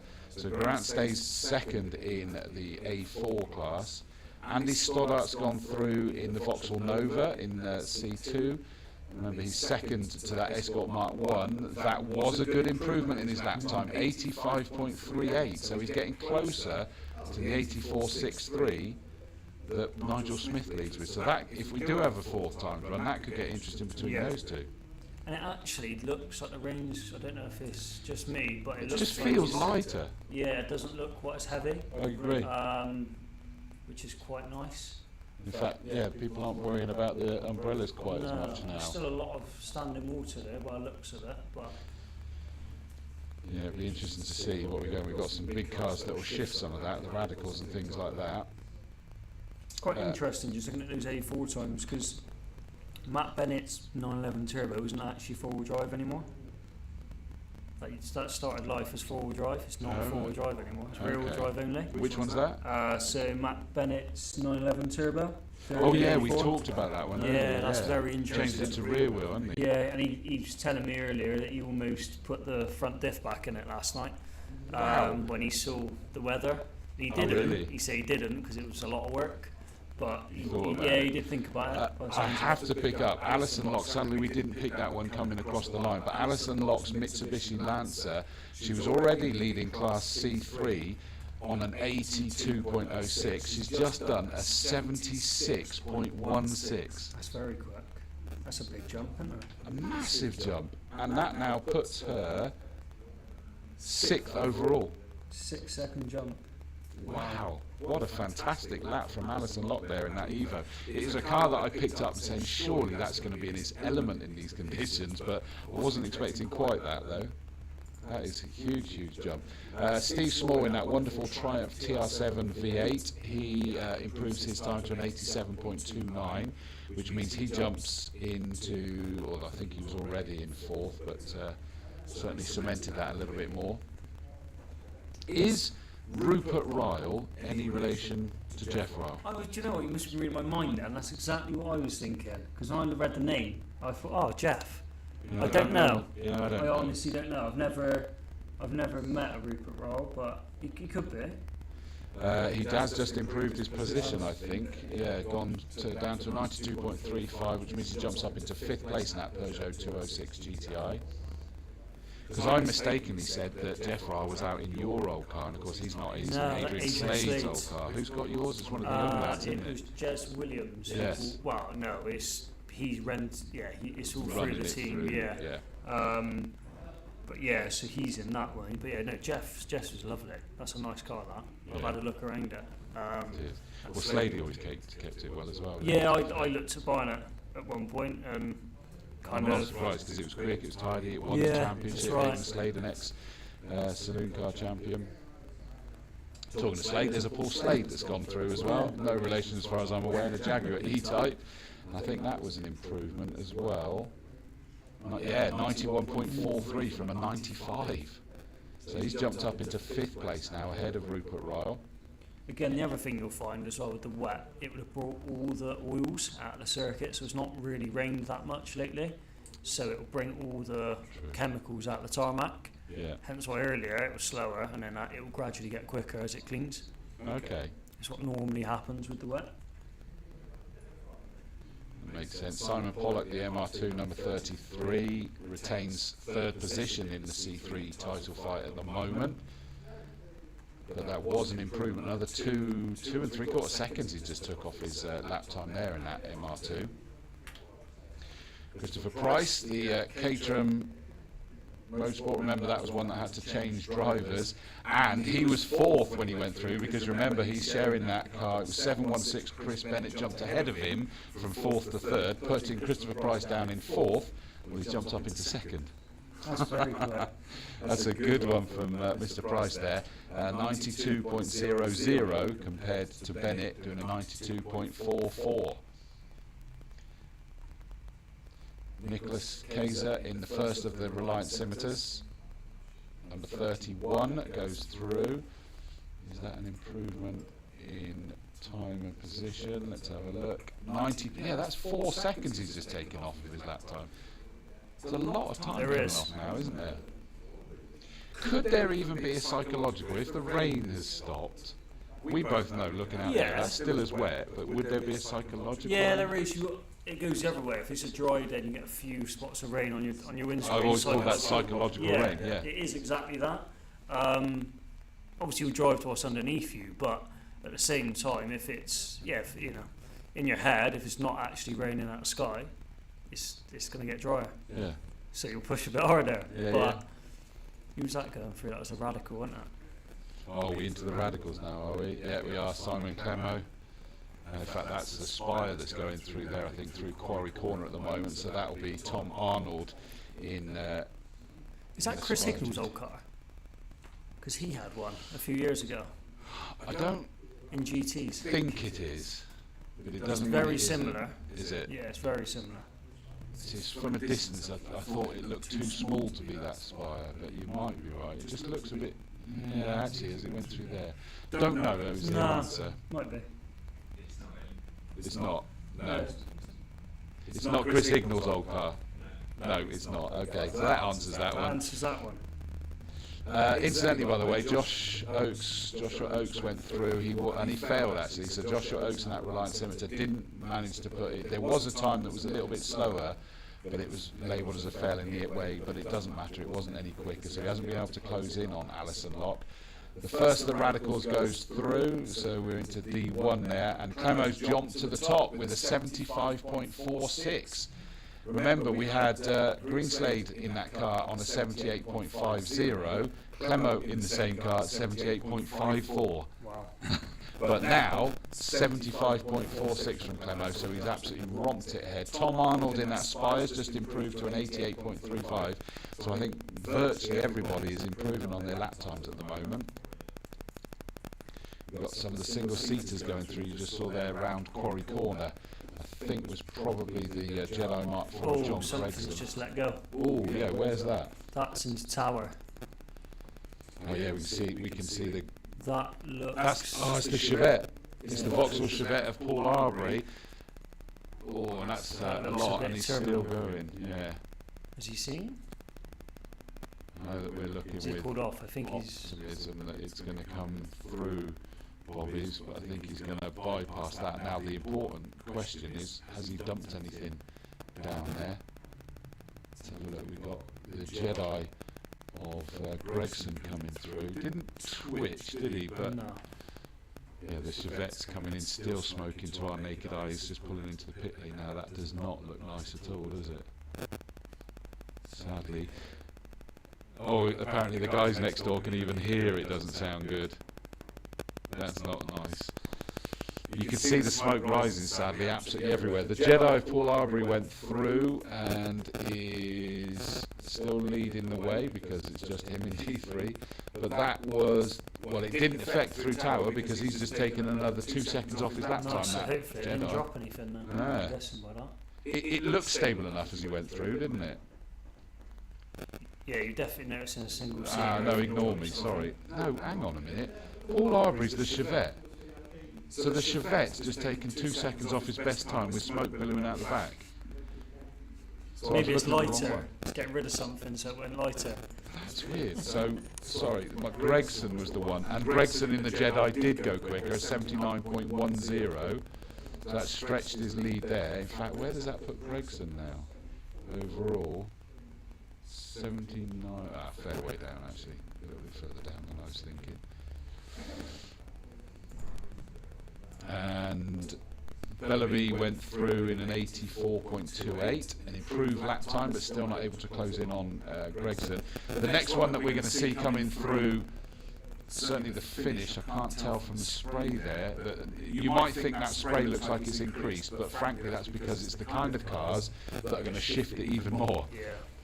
Steve Broughton, is that Broughton in his Freehawk? I think it is, you know, an absolute screamer of a car. He's going to come through the finish. We've lost the Bobby's bit off of that, but he's going to come across the line. He was leading Class E2 already. So I'll just tell you when he crossed the line. There he goes across 67.35. That puts him to the top of the time. 67.35 is the lead car overall, but we still have Philip Montgomery Smith to come that had been leading the way. So it is Steve Broughton, 67.35. That is just amazing. Carol Torkington will be the next one to come through in her SBD OMS, so it is another Steve Broughton run car, or designed car probably should say. They are very impressive, those single-seaters. Very impressive. But I've always thought they must be harder in sprints because they kind of need even more heat. Yeah, tyres. to trust it. I suppose less so in this but in the dry they'd be running on slicks, wouldn't they? Yeah, they would, yeah. Yeah, well, they wrap them in sort of a cling film, don't they? Oh, do they? Before they get to the start, so you don't get any pickup on the tyres through the paddock. Oh, I didn't know Yeah. that. Okay. Well, Carol's just gone through in a 77.8, so that's a good improvement from Carol. Yes, another 3 seconds off her lap time. But what are we going to see from Philip Montgomery Smith? This is the rooster tail from Montgomery Smith. He needs to beat 67.35 to take himself back up to the top of the overall fastest lap. Are we going to see it from him, the yellow single-seater, in towards Bobby's? I think the problem is we've lost the view on that one because of the rain is sort of blocking the camera somewhat. So he goes through 69.01. So he did improve his lap time, but not by enough. Yeah, he took another second and a half off of his best, but he's got to settle for, so that does give him a Class E3 lead, but he's got to settle for second overall at the moment. But the radicals are out now. Have you driven a radical? No, I haven't. I do fancy it. Good. I really fancy it, yeah. I've I've only ever driven driven one. saloons. Ah, okay. Well, I've driven a radical round Silverstone GP Yeah. circuit, a handful of laps. It's just ridiculous because you've got to throw your brain out, Yeah. basically. Because you need Which to one? keep going. Well, yeah. You need to keep going even quicker. He hasn't jumped ahead of his teammate. He's got a 75. I mean, look at how close these two are constantly. 75.52 compared to 75.46 for his teammate Clemo. They are just on the money, aren't they? They're Both like of that them. everywhere, though. Yeah. When you speak to them, they're always within a tenth or two of each other. It's really impressive in the same car. It's Right. not very often you get two people that are that quick. He's your dad. Here he is. Chris Parr in towards the Bobbies. He looked tidier than he did this morning. Yeah. Yeah. Through tower, anyway. Well, we saw him on the. Oh no, it was one of the other cars. What has he done? He's done an 86.18. That's actually 0.18 slower. How does he manage that? Interestingly, matching it, but I really, like you said, it looked quicker. Yeah, it did. It looked tidier. But it doesn't. He sits still in fourth position. 2 seconds.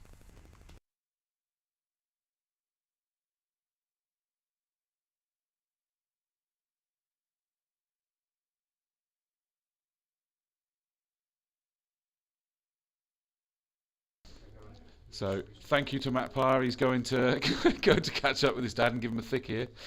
He's going to help him. So thank you for Matt Parr to join us there. And what have we got so far? So Paul Sunshine, the 419 Mazda MX-5, went through in an 85.83. That is an improvement. So that puts him up into third place for Paul Sunshine. So that puts Chris Parr down to fifth place now.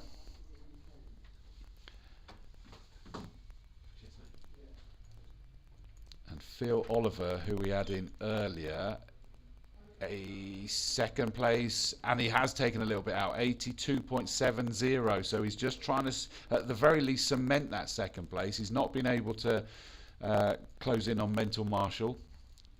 Mental Marshall is really gonna stick, isn't it? Well, they said they couldn't believe how quick he went in the wet, basically, didn't they? By the way, this is Andy Lawrence is back now. You're back here. I was going to say you're doing some work now, but to be fair, you've been busier in there, haven't you, sort of managing the cameras? Yeah, our directors are a little bit tired and have gone for a little bit of a nap. So, yeah, we've been multitasking here. And do they know that we might have a fourth run yet? Well, haven't told him. I think we're just going to have to leave that to Mike and hope that he can manage all the cameras at once. It's becoming a bit of a, we're paddling a canoe and we've got lots of water. So Matt Parr did us a favour there to basically free you up for a little while, and we do thank you, Matt, for coming in. I think he enjoyed it as well. I believe because we haven't had anyone over at that computer, that we have been missing that, so we're missing part of the message. How I miss those days in the pouring rain, I think that means. The Dick Mio sprint. Think I might, what does it say? Because it's off the edge. Yeah, that's why you shouldn't change things last minute, isn't it? Yeah. You'll have to read it from the actual message itself, shouldn't you? Oh, he's going to even be cocky now and move it. Might dig out my BMC waterproof and pop over for a taste of it. You know it makes sense, Alan Harris. Thank you for your comment, mate. I don't know why it's asterisked out pouring rain there. I have no idea either, but Alan did actually post that a while ago, and he just poked his head in the door here to say hello. And So he has come down. And he is wearing his Bristol Motor Club waterproof I'm impressed. Yeah, and he's taking the rain away with him, by the looks of things. I know, it does seem to be brighten up. By the way, we had Tim Barber, the first of the Porsches, so the Porsches are now going out for their final run. The Pirelli, Petro Canada Lubricant Porsche Club Speed Championship with Pirelli. Tim Barber dropped it down another 2 seconds, 72.16 from the 74.17, but he was already in the lead, so he's just stretched his legs ahead of Andy Fagan at the moment. So that was a very good lap time, to be fair. Ian Crystal gone through in 12th place. You got more?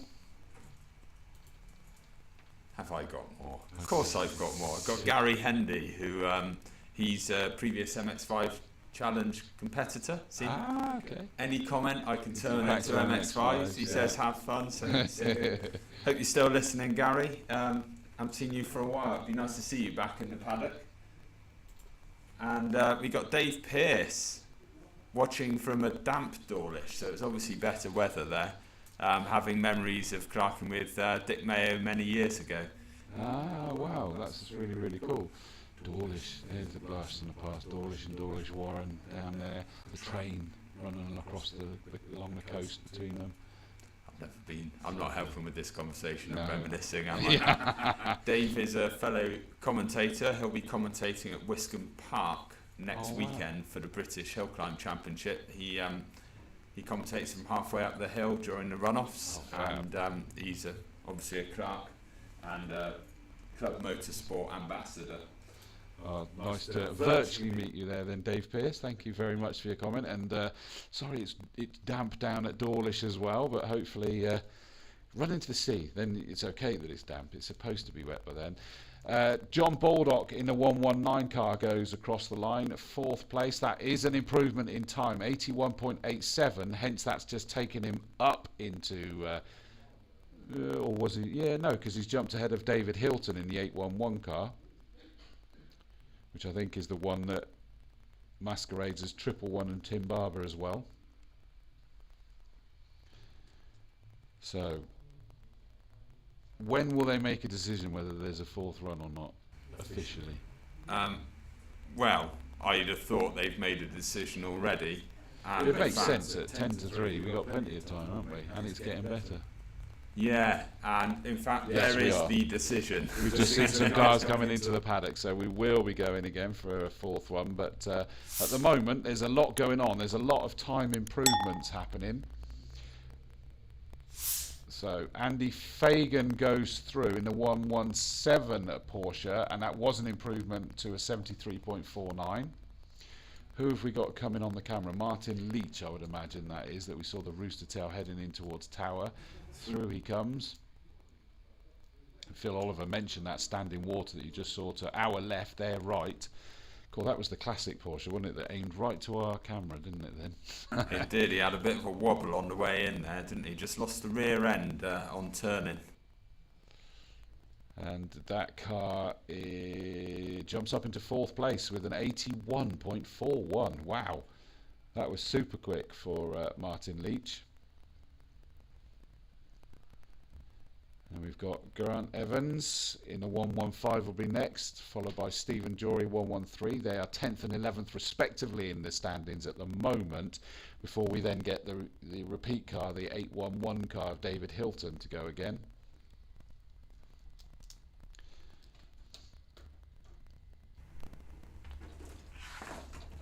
I was going to say he's got a fair old journey to catch up into 9th place, because he was a few seconds behind, but then all of a sudden 3 seconds comes from nowhere. Well, this is the thing, they are finding big margins, aren't they? So what did he do? Yeah, 83.45. Yeah, and he only needs to find another 0.3 to make the difference, to get up into 9th.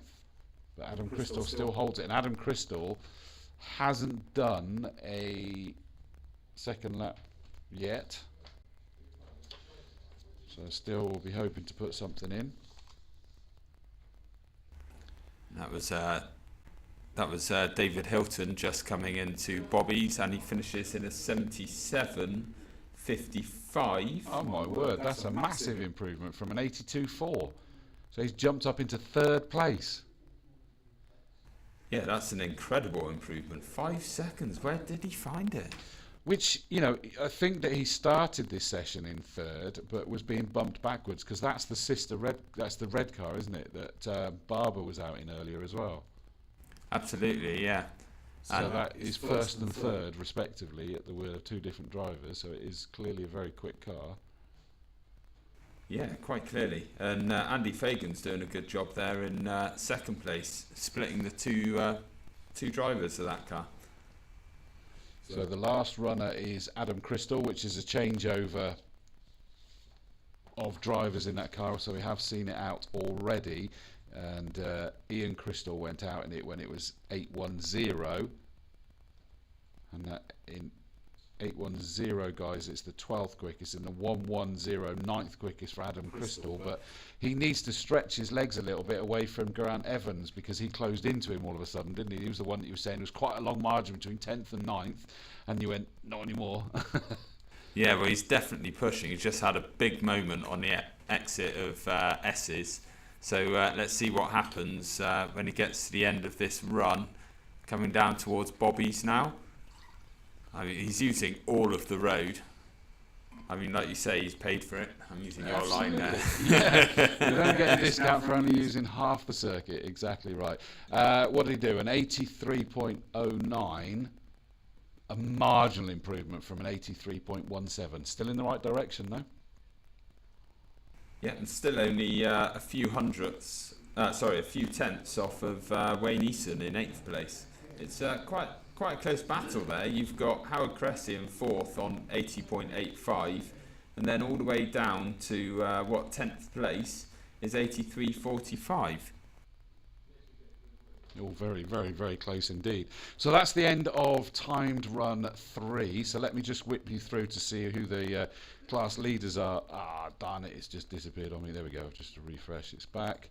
So, Class A1, Julian Rinaldi still leads that one by quite some margin, probably about 5 seconds. In A2, Pete Vincent, brilliant job in that last run. The number 50 Lotus Elise, the silver Elise, went up to an 84.43, but Mark Tooth is only second by a tiny margin, 84.60. The rain has started again on our window, I can see. A3, Martin Prescott leads the way still in the 88 Ford Fiesta, 75.18, but Trevor Hartland's getting closer already. Rinaldi's been released, and we're starting the next runs, or he's at the front, sorry, about to go.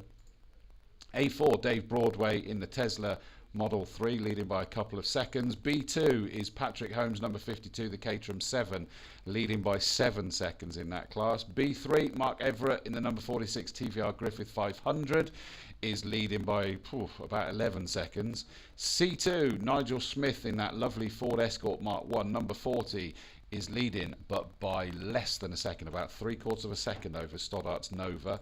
C3 is Alison Locke after that incredible run that she put in last time, that put her further up the overall order as well. In that Mitsubishi Lancer, number 37, she's leading by about 3 seconds over the Josh Oakes Reliant Scimitar.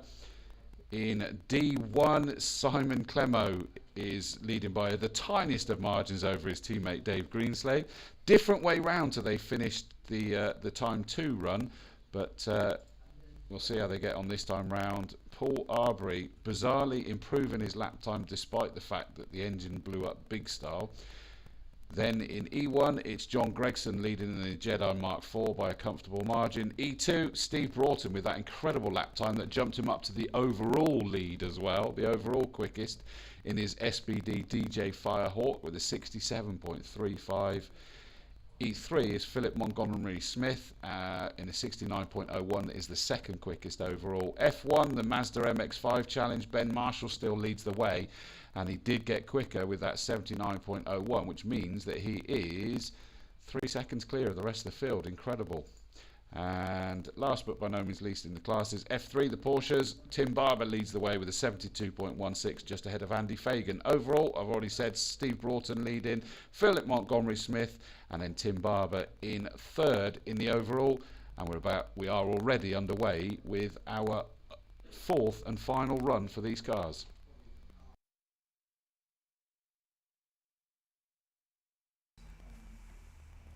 Yeah, so we're underway here, and we're watching Peter Stiles, who had a fail on the last run. He dropped the rear wheel off at Tower and spun to the inside. We've also got a message from Pete Goulding. Looks like it's getting better here now. It certainly is. I think we're in for a pretty good final run here. I can see the times tumbling. That's my prediction for the day, and I've been... I'm going to hold you to it. No, I'm holding you to it now, mate. You've got no excuse. I'm telling you now. I'm wondering whether everybody's going to go because that estate BMW's there already, and that feels quite early for that. But I might be just remembering it wrong. But logic says surely you're going to want to. If the conditions are improving slightly, you're going to want to get out there. Yeah, I mean, you've got to be in the competition to win it, haven't you? That is quite a short queue. Yeah, I mean, those are the A4 cars out there, and I can't see the A3 cars, which is strange. Unless they've called A3 and A4 together, and A4 have been less tardy. I don't know. I just love that. What did I just suddenly see? Car number 60. Beautiful Porsche. Just trying to see it. Matthew Bennett in his 911 Turbo road-going car with number plate on and everything, and it's just beautiful car that. I mean, it's even nicer up close in person. Really? It's lovely. He looks after it well. He's a really nice chap, and the car is very nicely turned out. He was on a test day practicing here a few weeks back on a track day. He was going very well. He only did the morning though and disappeared. Oh right, fair enough. Incidentally, by the way, I did miss that Julian Rinaldi, who was already, we know, leading A1. Well, he did improve his time yet again, 80.66. So that took him even further away from Simon Ashley, the 25 car. That car seemed to disappear. That's being doubled up, Luke Ashley and Simon Ashley. I'm not sure that's gone back out again, and it would make sense that that's no longer there because we're already starting to get some of the A2 cars out, aren't we? So I don't think... We are. Yeah, I think there's a few that aren't going out. But then Luke did get a run in on the first time run after lunch, but Simon did not. So I don't know what happened there. And they're not here now. That's the key thing. So we'll wait and see. I don't know whether some of them have maybe not got the memo. It's entirely possible, isn't it? Some people may not have realised that there was another run going on and have gone home thinking that was that, done and dusted. I mean, let's be honest, an hour ago it didn't look like it was going to improve, did it? Whereas now it's looking pretty good for this lot. Well, it's a mixed bag because I'm seeing some of the other ones that are just not improving, but Paul Prance in the 103 MGZR did down to a 91.61 but stays in 6th place. I don't think the Austin A35's gone back out again for Henry Holdcroft. Could there be anything, I mean surely not because it's not that far, but as simple as they go, oh I didn't bring enough fuel to do a 4th run. I mean, surely not. Oh, well, ditto, I'd have thought it, but I'm just like going, is that a reason? Well, they never make it to the next petrol station, they're road going. Do they all definitely, do they drive them here? I mean, Matt Parr said he doesn't. He's lucky enough to have another car, so he actually tows his Fiesta here. Did you hear that? 300 odd brake. Yeah, I know that. Yeah. Nearly every car, look out the window, nearly every car comes here under its own power. In the Which is the whole classes. point of keeping the cost down, isn't it? Yeah, I mean, absolutely. A road class car should be able to do a daily drive. I mean, they've got full interior. They should have all the things that they need for daily use, the radio, everything. What we didn't point out, I don't think, was Pete Vincent. I don't think you mentioned this in the Elisa's not marked. Yes, I did mention You did it, mention yeah. it. I was Live busy and afterwards. not Not listening. I know. Ah, terrible. You took a break. Martin Prescott went through and didn't improve on his lap time in that 88 car, but yeah, because he knocked Mark Tooth down, didn't he? And Just looking at the 33 MR2, that's got some body kit on it, hasn't it? That is quite an incredible beast that just pulled into the pit. Sorry, I'm talking about what you're not seeing on the feed. That's the Subaru Impreza you're looking at there, but I'm also seeing what cars are making its way. Simon Pollock's MR2 is not a standard MR2 at all. So I think it might have seen the odd spanner in its life, yeah. Yes, it is quite a beast of a thing. That sits in the modified class, so well, modified category, in fact. So that's allowed wheel arch extensions and all sorts of other things, and I think it's reasonably special underneath. Well, Pete Goodman in the 79 Ford Fiesta, he's just jumped up into third in class A3 with a 79.20. That was a cracking time there. Martin's already on Pete Goodman. Geraint Meek went through, and that wasn't an improvement in the A4 Subaru Impreza. Stays in second place. It's marginally slower than the previous best time. The Mini Cooper with Shane Corral at the wheel. I think this is the one that's being shared with Mr. Ogborn.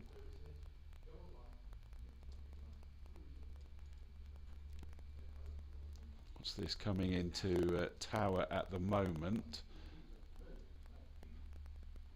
Maybe wrong because it's a more modern Cooper S, so it's a completely different Cooper S. Shane Corral is in the modern Mini and is sat 14th in class at the moment. Is about to cross that line very shortly. Jumps up into 13th, so that is an improvement in time and one place higher. Yeah, 1.3 seconds quicker. So wow. a fair old leap, really. Yeah, it looks like the A cars are sort of all mixed around somewhat, aren't they? Oh, good, the Tesla's going back out again. That's what I like to see. There's a few people that are looking to be able to bring their Teslas out. I know John Moon's got a Tesla and he wants to come out. Another one of my commentary colleagues, but he's a racer as well, races historic cars, but he's got a Tesla and he keeps trying to find somewhere to take it out on circuit. So I might have to let him make sure he knows that he can bring it on a sprint. It depends on the organiser for the sprint. Not all events are running electric cars. I think we were one of the first ones that did. And I'm not surprised to hear that because it's still an unknown, isn't it? From a fire safety in particular. Kind of. I mean, let's not forget that the oldest Teslas are now well over 10 years old, and there have been electric cars on the road now for quite some time. I mean, it's 25 years since the Prius came out. And I'm speaking from I'm very lucky to be on the board of the Castle Combe Racing Club, and we keep talking about it, and the safety side is that constantly going, what do we do if one catches fire? Because they've got all safety are trained up, you see, and so if there is a fire, this is what happens, and they're all trained in what to do.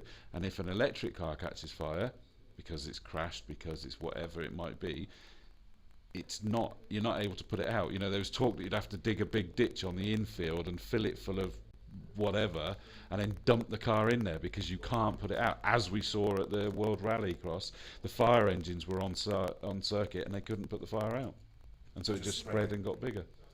So they have revised all of the safety stuff for recovery crews. They've all had training. Every crew's got someone, blimey, whoever that was just came off the line there. Graham Cressy nearly spun it coming out of the start line there.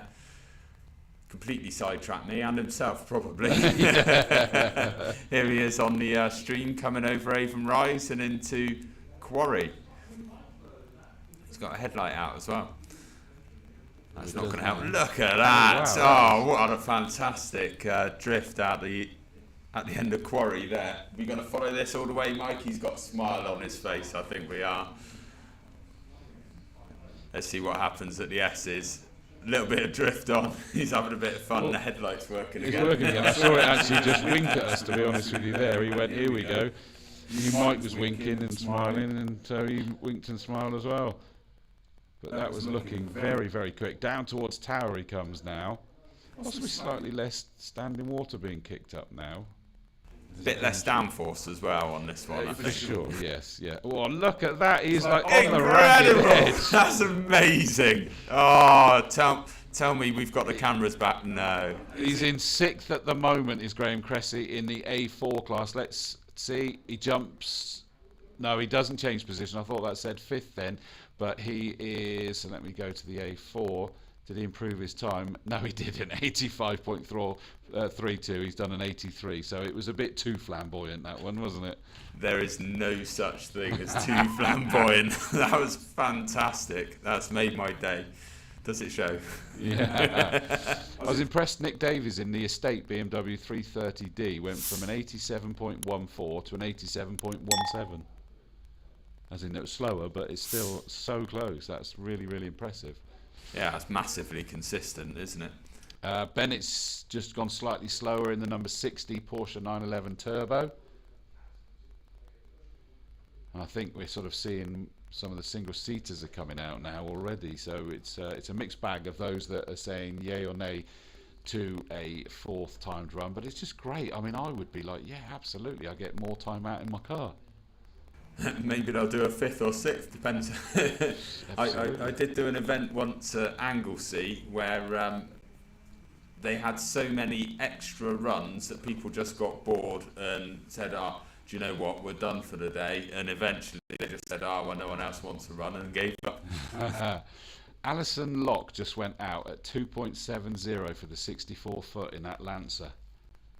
She is flying at the moment. No, she's not. She's just spun it. Oh. Curse of the commentator. There she is, pointing the wrong way at Quarry. Yeah. That's frustrating. We'll just have to do the full 3-point turn to get it pointing in the right direction. There we go. That's done. I mean, she screamed off the line. It was went in a bit too hot on the cold tyres and the cold brakes and everything else up at Quarry Corner. You heard Matt talking about it. Get into the right spot. Stoddart. Now this is interesting. So Nigel Smith in the Escort 1 did not go back out.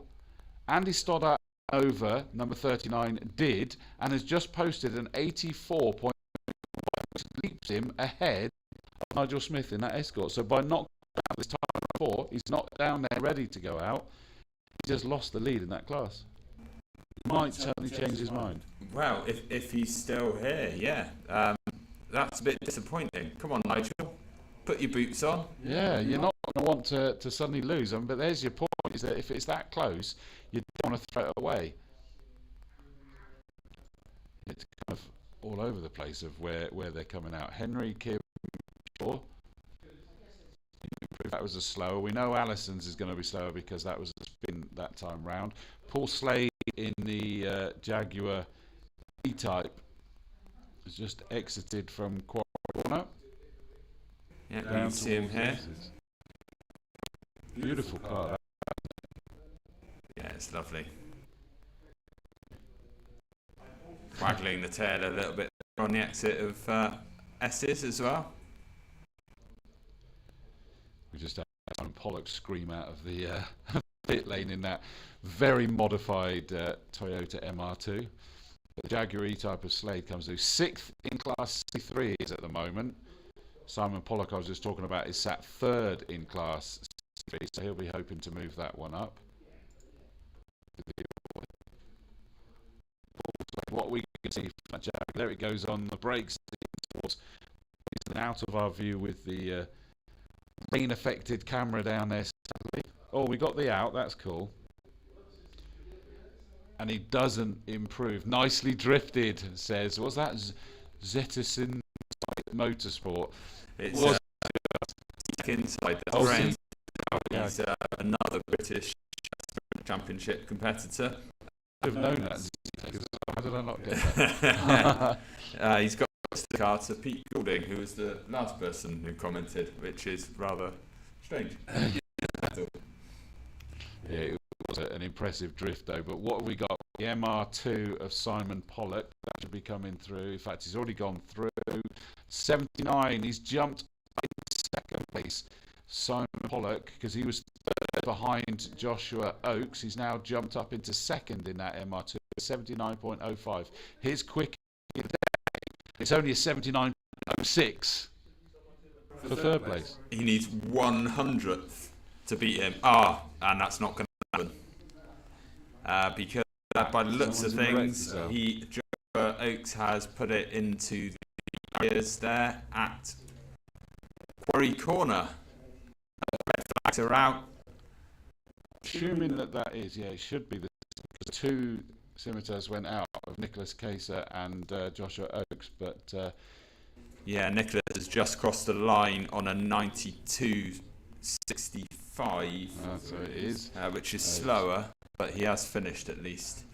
So that means that Oakes can't answer back to Simon Pollock. So Simon's last run, he looked like he was on a mission when he went out, didn't he? And he just took another second off, and that was enough to jump him up into second place. Still behind Alison Locke's amazing 76 time. Everything will be just on hold for a little while. And he's out. Yeah, he's out and stood by the side again. The medical cars go up there by a matter of default anyway. The good news is it's into those rector-cell barriers. They are incredible. You can make contact with those and you can just put your wing mirror back out again and off you go. I mean, it does look, I can't quite see, but it looks like he tried to reverse it out, but maybe he didn't quite have the grip on the... A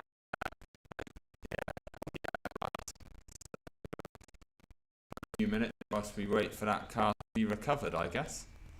I think into it. Facing towards us by the looks of it, but they're going to have to rebuild those barriers. Each section, you can see section one's black, one's red, etc. About 500 quid a pop each section. Oh, really? Wow. It's a lot of foam though. I've tried to. They're huge. They're properly large. They're genuinely amazing as you make contact with it and you're able to catch what it's all about. Minimise the damage, keep the action. That's what you want to do. But in that one, of course, he's hit it enough. He's disappeared into it, and it's like, so I'll just wait here and get it properly. Yeah, I mean, the benefit of that is he doesn't drive away and leave a load of oil over the track. Absolutely. And we've also had it where they actually pull the cover as well. Yes, which doesn't go well. So they'll just need to rebuild those rector-cell barriers. So it's I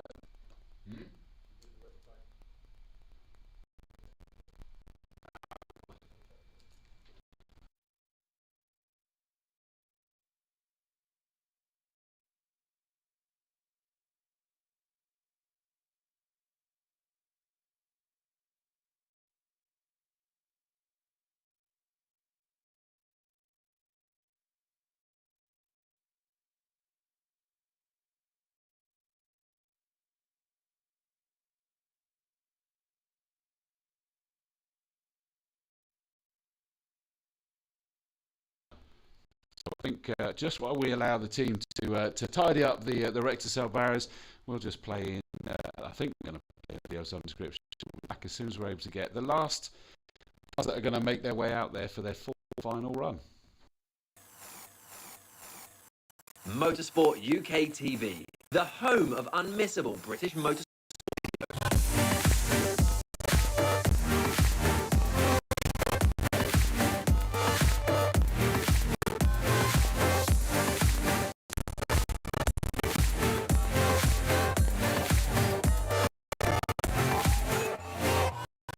All the action from the British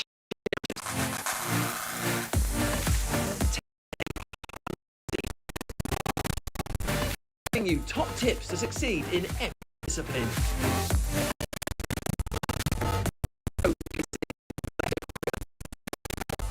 And much, much more.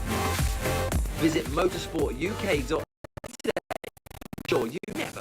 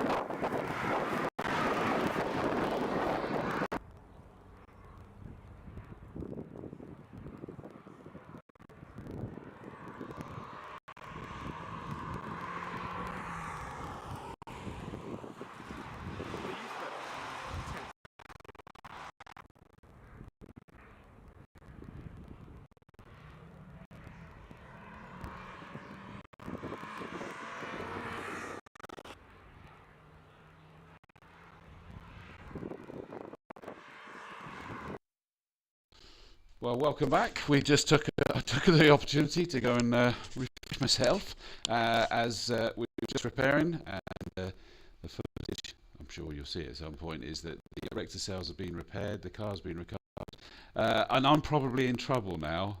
Mental maturity, Marshall. I never threw the maturity bit in. Where did that come from? Mental Marshall cannot be stopped, rain or shine, says Osborne. Thank you, Angus. Mental Marshall for the win, says Rufus Jones. Well, he's still leading the way at the moment, is Ben Marshall. Marshall is life. Going on, that's where we're in. The real Slim Shady Mental Marshall. Rufus, what have you been drinking? Absolutely brilliant. So the action should be getting back underway. Make sure you subscribe to the YouTube channel if you're watching on there. If you're not, go and find it, the Bristol Motor YouTube channel. Click subscribe. Remember, that will then notify you of when they go live, when upload videos, anything like that. You'll be able to see it all, and we should get the action underway. Talking about Mental Marshall, I think the MX5s are down, ready to go out. Are they the MX5 challenge? They are, aren't they? Yeah, I can see Mental Marshall's pink behind from. If anybody's coming in part way, Ben Marshall, I do apologise for this, but it was to the fact they could not believe just how quick you gripped it and ripped it in the wet, no matter what. It didn't slow you down, and they couldn't believe how mental you were. So I'm afraid that I just clicked Mental Marshall. So it is actually a huge compliment, Ben.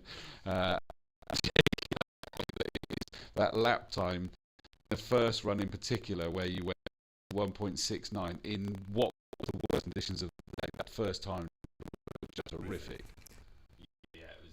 I mean, when you think what we guys in the first time run, you can quite clearly see that the first line here. I tell you what, I didn't know a car had left the line. If only there was some commentator that could tell you what had happened. I didn't hear it leave. There was a car that left, and I couldn't hear it. But yeah, the Tesla is out there.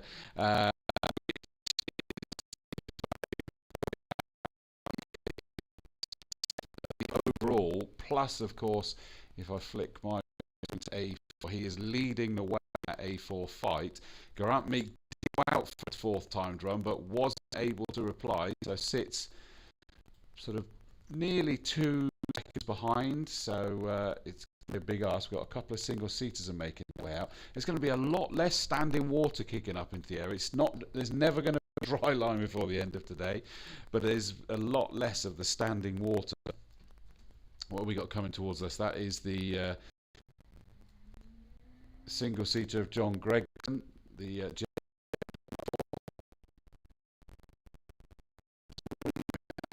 Carol. I'll pick up actually. We were talking about Broadway in the Tesla, and he has not gone quicker this time, but his off the line 2.54.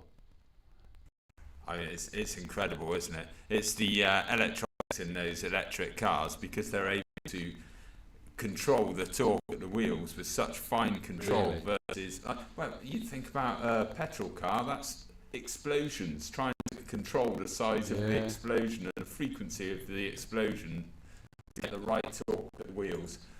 You can just dial it in with the electric, and that's what makes them so good off the line. To drive one of those cars, because literally just like launch. Gregson in that Jedi Mark IV, what run that was. He is already leading E1. I think he's now, because he's just gone from a 74.58. Just mind blowing. Yeah, I think that break for the recovery of the last vehicle has really benefited the people that have left the line now, which is not going to be good news for those that have decided to go home, I have to say. I think you're right. Carol Torkinson in the number 13 SBD OMS also improved from a 77.8 to a 4.40, but not able to close in on Steve Broad. He's not running by. This has a lot to make up for Robert Bellamy in the OMS. I think so, yeah. It's might be the last car went 5 seconds quicker, so who knows? True. And we also can see on screen the MX5s are now going. That's Papa Parr, as I call him, Chris Parr. Robert Bellaby went through in an 81.8, so that wasn't the 3 seconds off, but he's able to close in at 74.58. But if we look now at Parr, remember in the F1 class there for the Bristol MX5 Challenge, it is the Ben Marshall leading the way, Phil Oliver second, Ben Crick in third, but Chris Parr missed one of the whole runs as he came into our eyesight there. And there we go. The guys have worked hard to get the Bobby's out, zooms back into the boards again. What is Papa Bar going to do? It's an 86.11. He doesn't improve on his position. In fact, his time, 86.00, 86.18, 86.11. That's consistency for you. Yeah, well, he's got a good instructor, hasn't he, in the household? He was expecting his dad to improve and be challenging his top speed, but it's the most challenging days, I think, and you can see that the rain is coming down on our windscreen again here. I think I might have done it for... Well, mind you, I haven't said that. The last cars are just off the line, but we'll see what impact this heavy rain has. But the car is only, a couple of tenths off Paul Sunshine, who himself is only a couple of tenths off Ben Crick. Well, so it's but really Sunshine close. hasn't improved, so that run wasn't improved, so he's going to stay there in fourth. He's not going to improve further than that. Who have we got out there? Interesting. Looking nicely on the right hand and then through to the finish. What's he going to do? 80.97. So he's got a gap, hasn't he? But he's just not been able to do enough there. He still remains best 5 seconds away from Mental Marshall. Yeah, and here comes Ben Crick down the farm straight coming towards he's going to end up with I think this is a third. I don't think he's ever had well, Ben Marshall went through and his time 7.09, so I think he plateaued at what was his best there, and that was super impressive by Ben Marshall. So, can he do anything? I mean, it would be a big ask, wouldn't it, to find 6 seconds to try to challenge for the lead. So I think Ben Marshall got this win. You heard the people call in for the win. His fans were screaming for him, and Mental Marshall looks like he has enough. Oh, that was a big whip through there, wasn't it? But I think it then was a little bit out of control on the exit there. But Ben Crick goes through, doesn't improve. He does actually. He's just improved from 85.44 from 85.58. So he holds on to third place. And if that's true what you say, that's his best finish. That's a brilliant job there. I think he's going to be really happy, and the fact that he's managed to improve, even though the weather for his run had taken a strong turn for the worse, he'll be well happy with that. And of course, he's the last car of the day as well.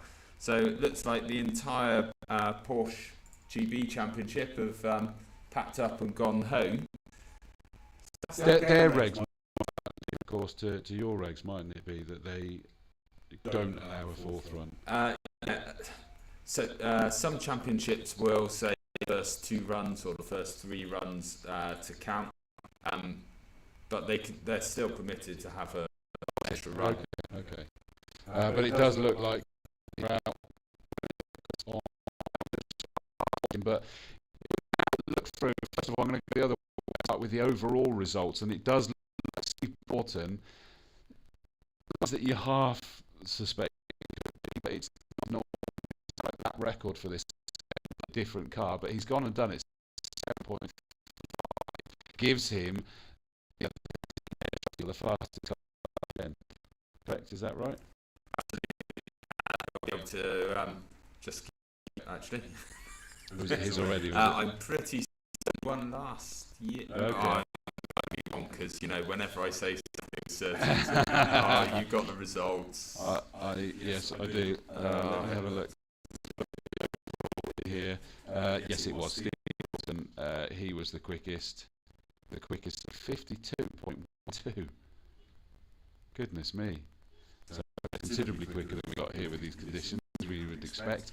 Philip Montgomery Smith in the number 11 car, he came second on 9.01, and then Tim Barber in that Porsche from the Porsche Series 117 came third in the overall run-ins. A1, Julian Rinaldi held it from the start, and he's managed to bring it home in the 07 Ford Fiesta ahead of Simon Ashley 25 in the MGZR and Peter Stiles in the 105 Suzuki Swift GTI that was starting to not look quite so healthy towards the end of the day, but it was the early runs that did him the good there. A2, Pete Vincent with that run, hardly any of them really came out there, so Pete Vincent run, secured it, 84.43, wins the A2 class, 793 Mark Tooth and 93 his father and daughter in second and third, so that's pretty cool. A3, Martin Prescott in the 88 Ford Fiesta, he wins that one with a 75.18. 81 Trevor Hartland in Yaris and 79 Pete Goodman in the Ford Fiesta. A4, it was the Model 3 performance car of Dave Broadway. He came home with a victory, 75.76 ahead of Grant Meek in the Subaru Impreza 746, and the number 60 Porsche 911 Turbo of Matthew Bennett in third. B2, it was won by the 52 car of Patrick Holmes in the Caterham 7, 85.64, and Christopher Price in the number 16 car. That was a cracking timed run 3 for them, and the Silver Striker didn't go out after the first 2 runs, still managed to top 3 finish in third car. B3 is by the TVR Griffith 500 of Mark Everett, car number 46, with a 79.58, and the Westfield of Adrian Clements 49 in second, 47 Harvey in another Westfield in third place. C2, Andy Stock nicked it by going out on that 4th run, and he brings home the win in C2 with an 84.11. Nigel Smith in the Ford Escort Mark II number 40 in second. C3, Alison Locke with that absolutely belter of a third time run in the Mitsubishi Lancer Evo number 37, 76.16 ahead of Simon Bollock in that crazy MR2 with a great 4th run that jumped him up into second, 79.05. Josh Rokes may have finished in the wreck to sell in that last run, but still 27 car comes home in third. C4, nobody. D1, Simon Clemo beat his teammate Dave Greenslade, 75.46 compared to 75.52. Crazily again for that, but it's the 721 that won ahead of 21. Tom Arnold in the Spire GTR number 24 in third place.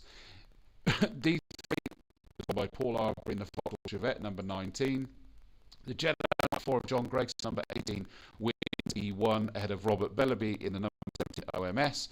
E2 is Steve Braunton that we know already got the outright victory. He also wins E2, and Carol Torkington in second place in the number 13 car.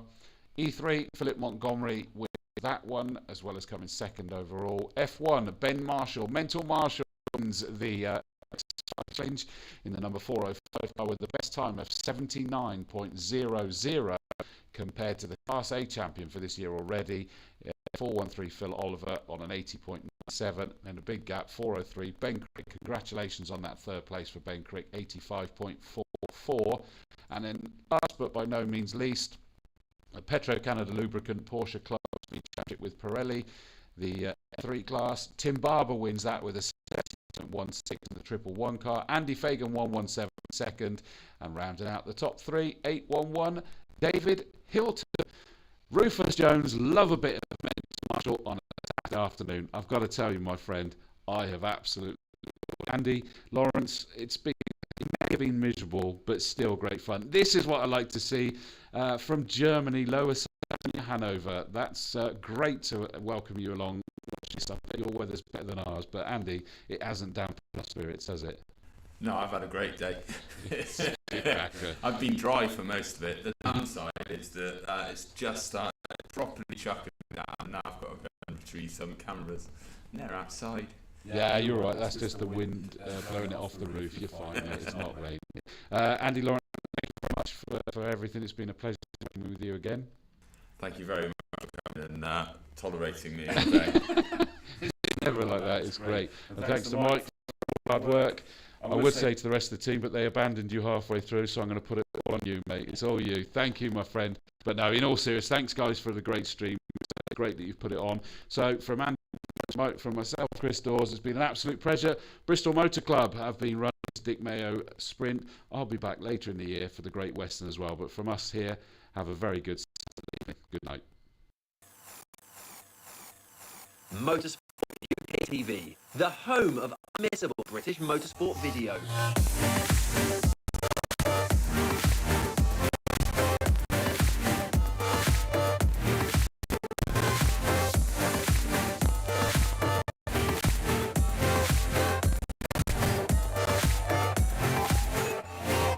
Bringing you all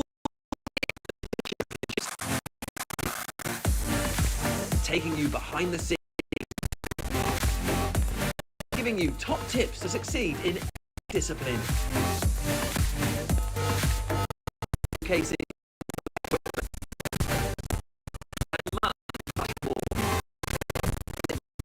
UK today, and make sure you never miss a moment.